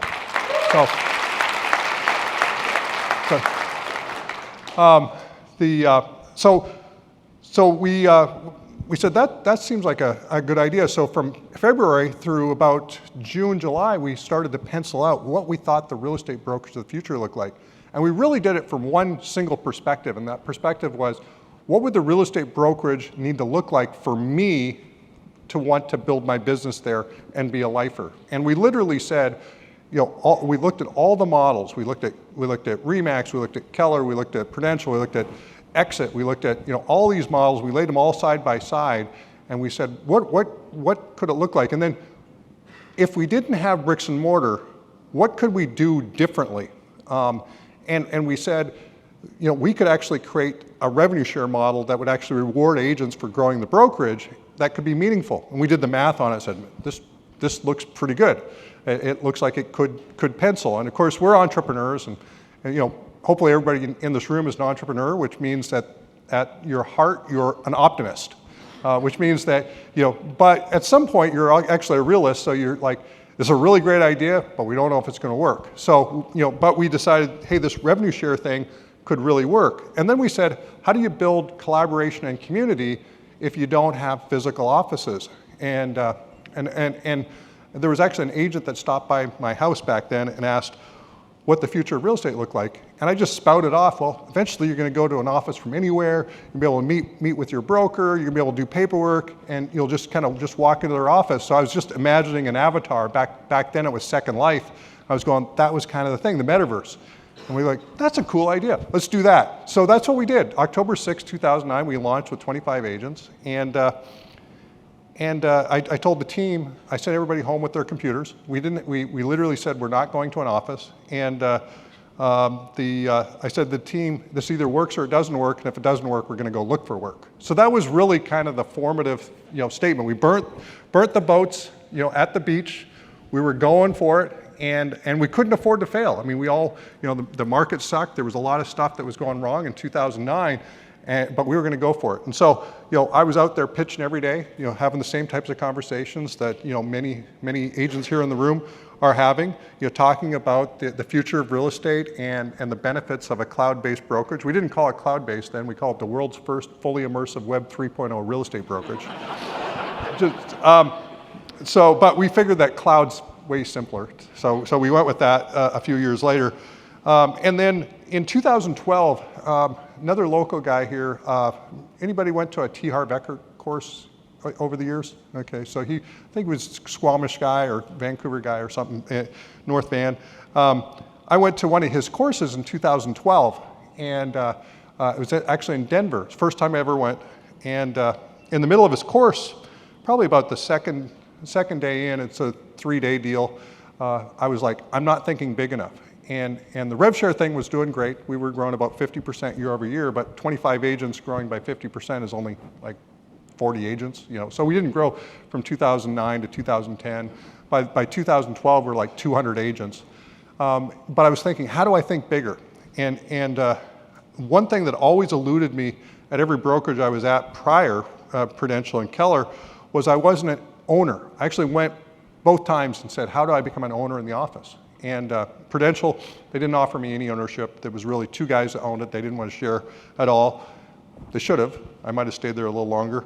And then Keller Williams, they offered me 1%, and then I read the franchise agreement. And if you read the franchise agreement that you have to agree to for the 1% interest, you'd never want to own a piece of the franchise because you can't actually compete with them for like 2 years after you sell your last remaining interest. So I was like, I'm not signing that. So, but I thought that would be something that would be really meaningful. So, as Darren mentioned, a mutual friend of ours, Stuart Gray in Kelowna, he and I had been buddies back in the mid-90s, and we'd stayed in touch over the years. And I described the business model, and he had done some stuff with public companies, and I'd done some stuff with public companies as well back in the early 90s. And so we decided to purchase a public company to actually roll ourselves into, to actually be able to distribute shares of EXP to our agents. And so we did that. We did that in 2013. We became a public company at the end of 2013. And 2014, we started our agent ownership initiatives at effectively about a net 25 cents a share. So the first people that got the first Icon Awards, the first awards, were around 25, 30 cents a share after our stock split. We were about 50 cents at the time. We've split since then, so it's about a net 20, 25 cents a share. And then the company really started to take off. 2015, after we rolled out those agent ownership initiatives, was the first year we grew over 100%. Now, If you've ever grown a business at 50%, it can be a little bit challenging just to keep up with 50% year-over-year growth. You start growing over 100%, since there's been some swearing already, it was my oh shit moment. Okay, so it was, it literally, we were, Debbie, my significant other, and I, we were traveling by motor coach around the country. We'd been doing that from June through the end of the year, and we actually didn't have a house to go to back home to because we wanted to kind of test this theory. Could you run a company without actually having a house? We've already proven you don't need an office. Do you need a house to actually build something? So we actually did this out of a motor coach, and into December, we had went from 400 to 860, I think, in agents, and the wheels were starting to come off the wagon a little bit. So it was like, we got to professionalize. We start hiring people. You know, if somebody's, you know, you used to work for Microsoft, you're in. You used to be VP of some brokerage over there, you're in. And so we started to sort of cobble these people that actually could professionalize the business. And in 2016, we went from 800 to 2,400. So we even grew faster than that. Some of you may have been around, I'm not sure.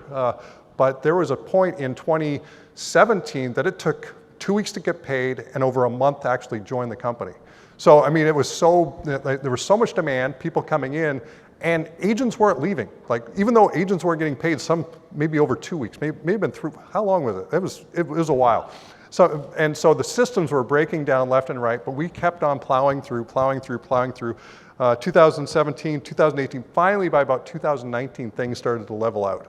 It started to get, I wasn't pulling my hair out. I've grown this all back, by the way. I was bald, you know. No, I wasn't, but but it was really, it grew like crazy there for that period of time in a way that we just had to really build systems and processes. We went into all 50 states. We're now in 21 countries, 78,000 agents. We just opened up Greece last week. I think we're getting ready to open up. Oh yeah, there you go. Anybody from New Zealand? We're getting ready to open up New Zealand in the next week or two, and so we've got, you know, the company is just growing like crazy. But the cool thing about this model is it really solved for me, and I always put the agent hat on. You know, the reality is that as an agent, I struggled with the idea of actually owning a business in the real estate industry.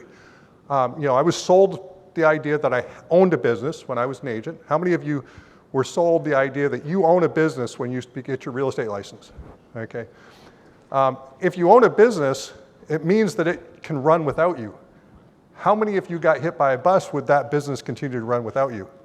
So that, you know, so you really didn't own a business, you had a business that owned you. And so that was the next thing, of course, you know, popularized in that early mid-2000s was start a team. You know, Craig Proctor, of course, in Toronto really was probably the first guy that really popularized team building and in a major way, at least in the sort of modern real estate era.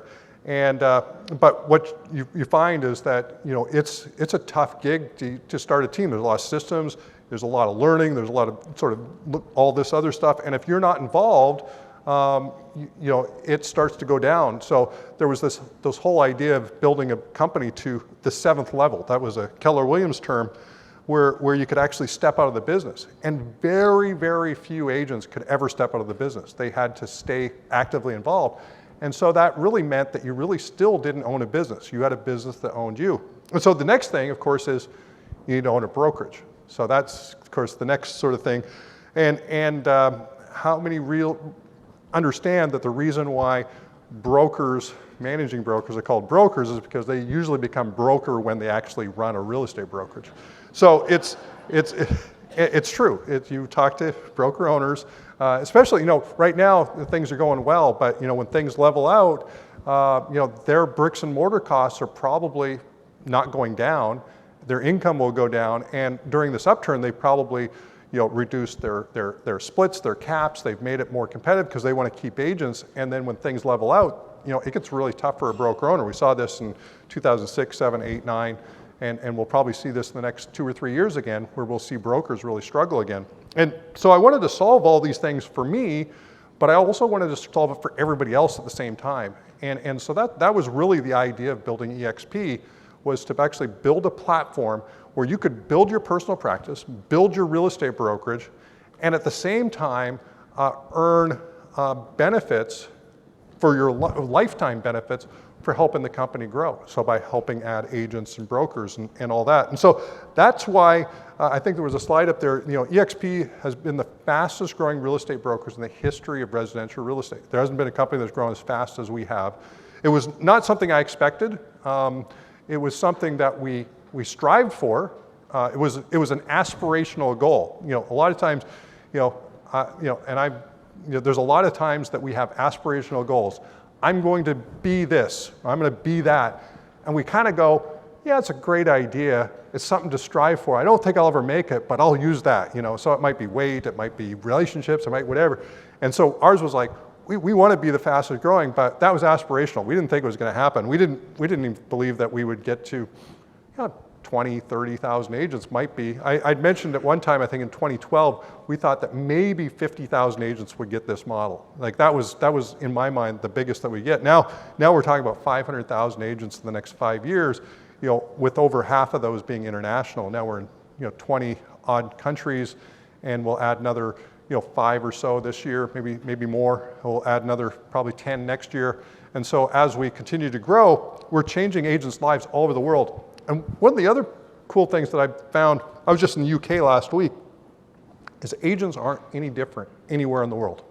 They can be estate agents in the UK or South Africa or Australia or agents in Mexico or in India or France, and they all have the exact same challenge. They're basically independent contractors that have to go out and find buyers and find listings.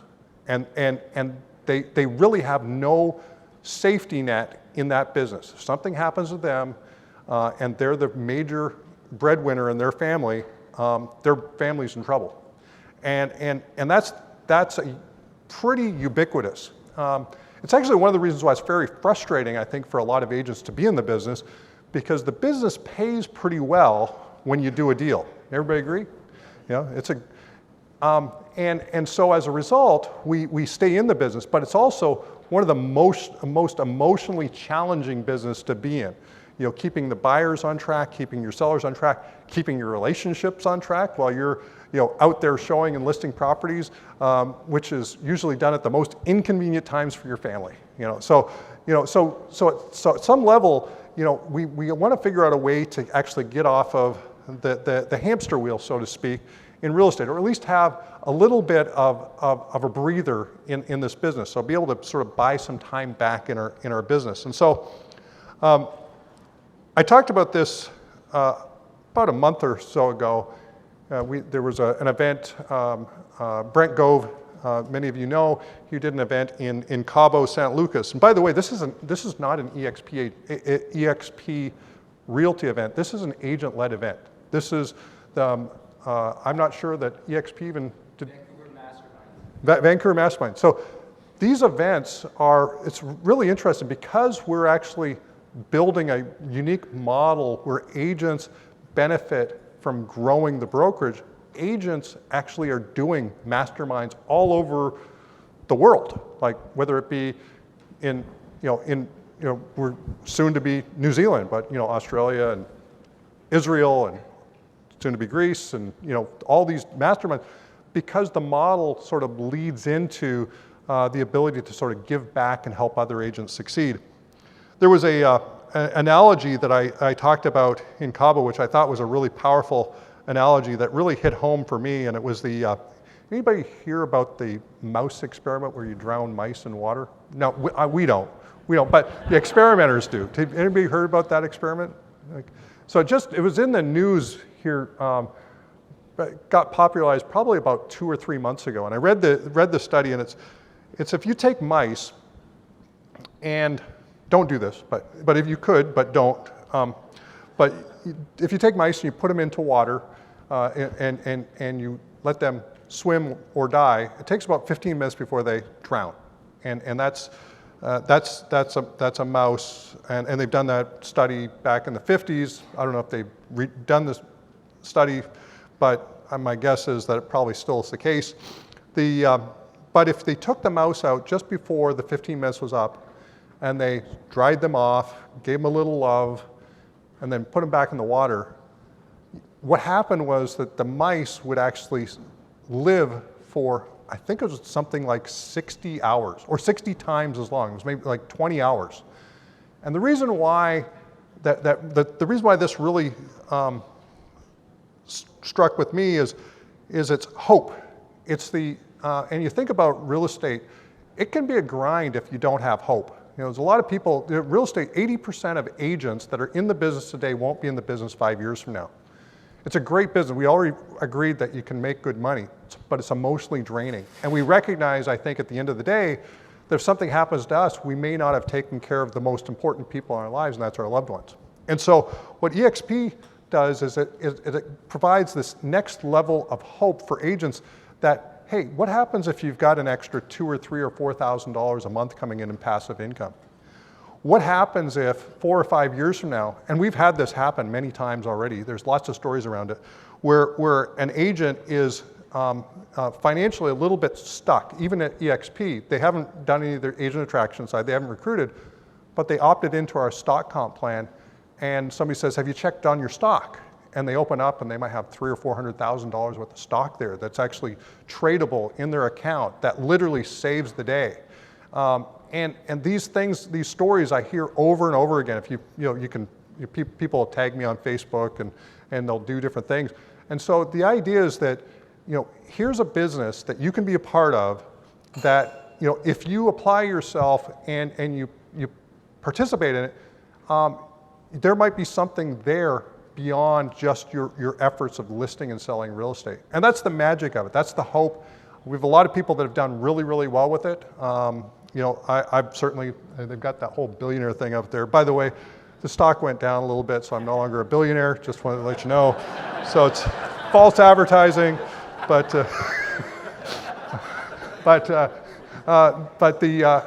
I don't do this I really don't do this for the money. I do it because it makes such an impact in so many different people's lives. That's why I love this. I have a fairly simple lifestyle, quite frankly, but I love what we're building together. We're all owners. We're all part of this mission to kind of change the real estate industry, and it's pretty cool. So.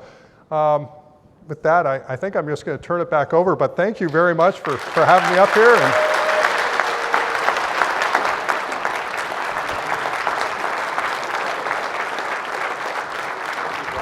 Thank you so much. Do you have a couple minutes for Q&A? All right, Q&A for Glenn Sanford. Glenn, I just want to say your success is my miracle. And through the revenue share plan, which I participated in, our family's now financially free, which means that I don't have to go and chase the next paycheck by selling real estate. So thank you again.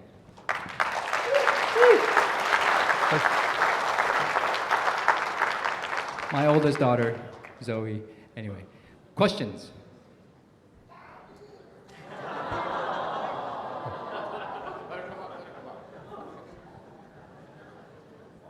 Don't be afraid. This is a great opportunity to be able to ask Glenn stuff.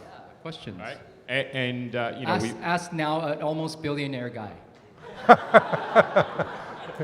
Oh shit. Until tomorrow morning, where he'll probably be a billionaire again.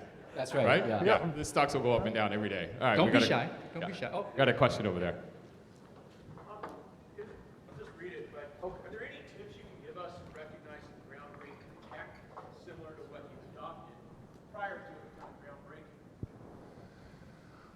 Well, yeah, so the tech, some of the cool tech that we have is around collaboration and community.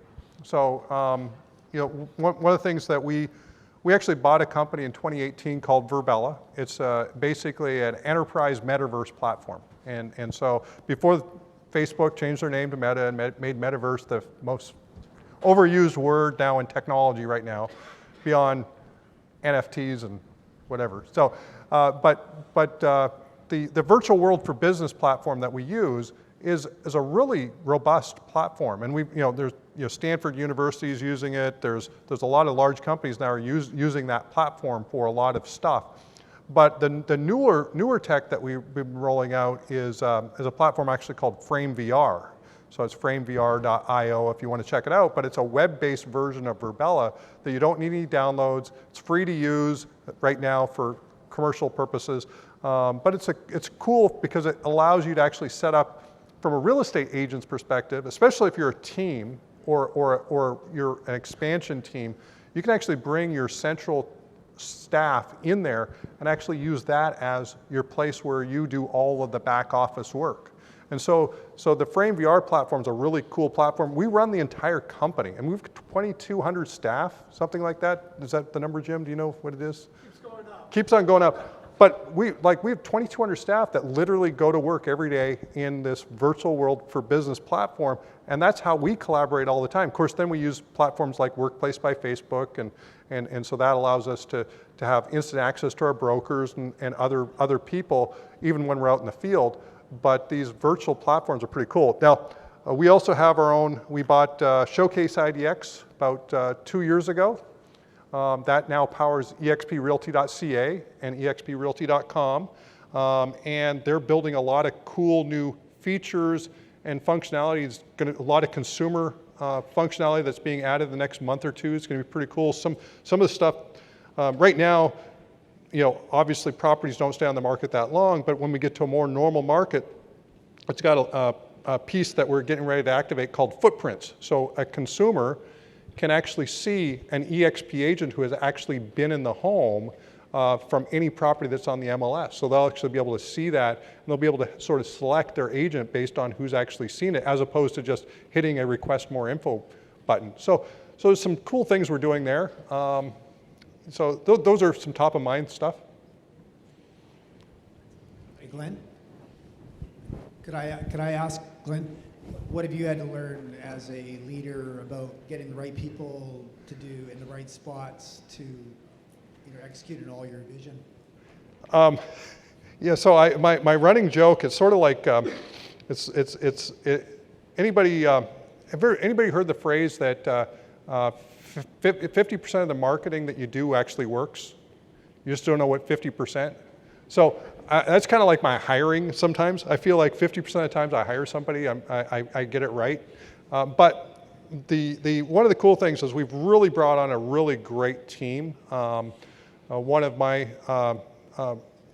true partners in the business now is a gentleman named Jeff Whiteside. He's our CFO and Chief Collaboration Officer.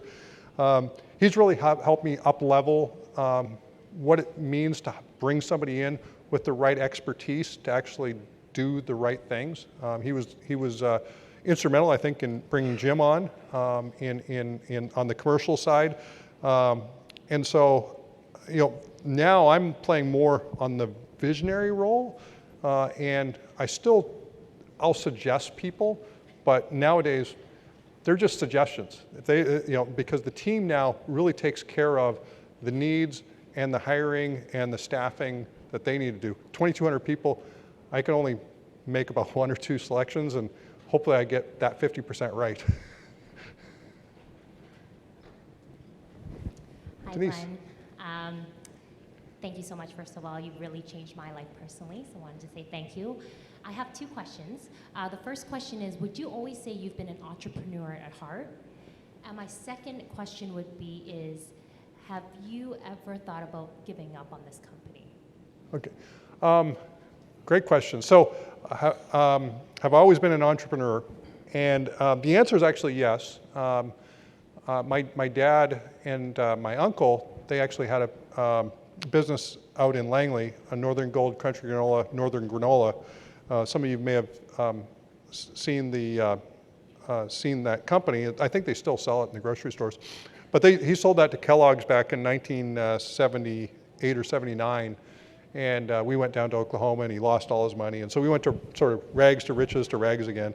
But one of the things that he always mentored me on was the idea that it's riskier to take a job than it is to be an entrepreneur. How many had families that said that? Okay, so it's pretty rare. Most people say it's riskier to be an entrepreneur than it is to take a job. Like, go get a good job, go get a good education. It was not my household. My household was if, you know, when you take a job, that's the most you'll ever make. That was kind of the mentality. Whereas an entrepreneur, you have unlimited opportunity. Now it turns out the stats aren't actually stacked that way. Actually, it turns out that if you take a job, you actually make slightly more than an entrepreneur on average. But obviously, the best entrepreneurs do really, really well. So I think that was really the piece. The other piece my dad gave me, and this actually kind of dovetails to that piece, is when my dad sold that business, I actually saw where we went. When I was born, we were in a single wide manufactured home that we drugged from northern Alberta to Abbotsford, and we lived there for a few years. Had a place on the Fraser Highway in Langley, where literally I can still remember how the lead-based paint tasted. It was a really rundown home. But a few years later, we had like about the second largest home in the Lower Mainland back in that time. At the time, was about 9,000 square feet. So I saw what a business did when run properly. And when my dad sold that, I didn't know why he did it. I saw what that business had done for our family, and it didn't make sense to me. And so when we went to Oklahoma, he ended up, this was 1979, 1980, oil went from $60 a barrel down to $6 a barrel, and he lost everything. And so the thing that I kind of formed for myself is that businesses are made to be owned, not sold. And so for me, I've never had an interest in selling EXP. I've only wanted to run it and to continue to grow the company. Now I want to get great people in there. I want to be able to take time off, and I want to do all those types of things, but I don't want to not be there. Now, was I ever tempted to give up? Actually not. We grew every month over month from the day we started. And so I knew the company was going to be successful. I didn't know it was going to be this successful, but I always knew it was going to be successful. And I think the other piece is that I think that sometimes the time to if you are going to exit a business is when a company is plateauing or declining, and you can't figure out how to take it to the next level. In which case, then maybe it makes sense to get somebody else involved that sees the next stage. But for me, this will be a lot of fun. I plan to be here for quite some time. So. Amazing.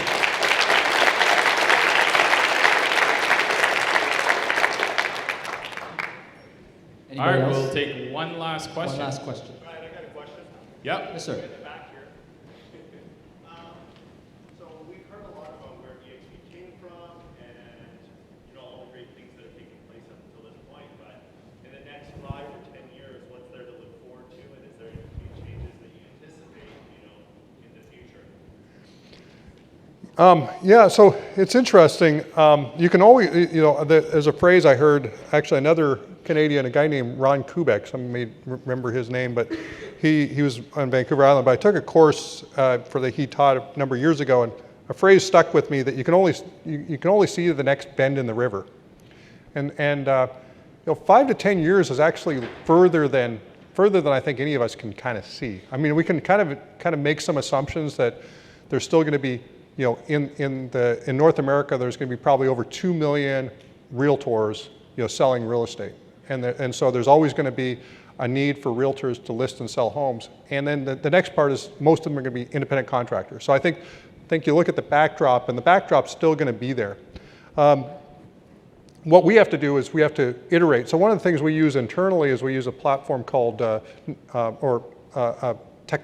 technique called Net Promoter Score. It's sort of ask a question on a scale of 0 to 10, how likely would you refer a friend or colleague join eXp Realty, and what most influenced you to give us that score? Sort of like rating your Uber driver, but it's really rating us as an organization, company-wise. And in that, those two questions, when people rate us a little lower, 7s or 8s or 6s or below, they typically will tell us things that we can improve in the company. And so things like in the US, we introduced healthcare. So that was something that showed up. I think there's some of the things that we're, right now, there's actually a fair bit of work specifically in Canada, because our scores right now aren't as high as they have been previously. So we're bringing a lot of time and attention now to improving systems, people, processes, and other things and really beefing up, you know, the Canadian leadership side of the business. So, so for us, I think about this as very iterative. The model that we started in 2009 is almost identical to the model it is today. It's just a lot bigger. So it's really like, how do you build to become better leaders, myself included? Like, how do I continue to do that? So what I think is that, you know, if we think out 5 years from now, we think about, you know, being in, you know, 50 countries, and we think about the worldwide phenomenon that EXP, you know, should continue to be. And then we go at another 5 years from there. I mean, there's some people that predict that we'll be over 1 million agents. Now, I think it's a little arrogant to think that that could be our number, but I wouldn't have predicted this number, at least not with a straight face 5 years ago where we're at today. And so I think it really has a lot of potential as long as we focus on agent needs and focus on iterating around the agent value proposition. Okay. Amazing. Thanks, Glenn. Give it up for Glenn Sanford! Thank you. Thank you so much. Thank you. Thank you. All right, guys. Thank you so much for being here. I hope it was all valuable. We just have a couple more shout-outs before we go.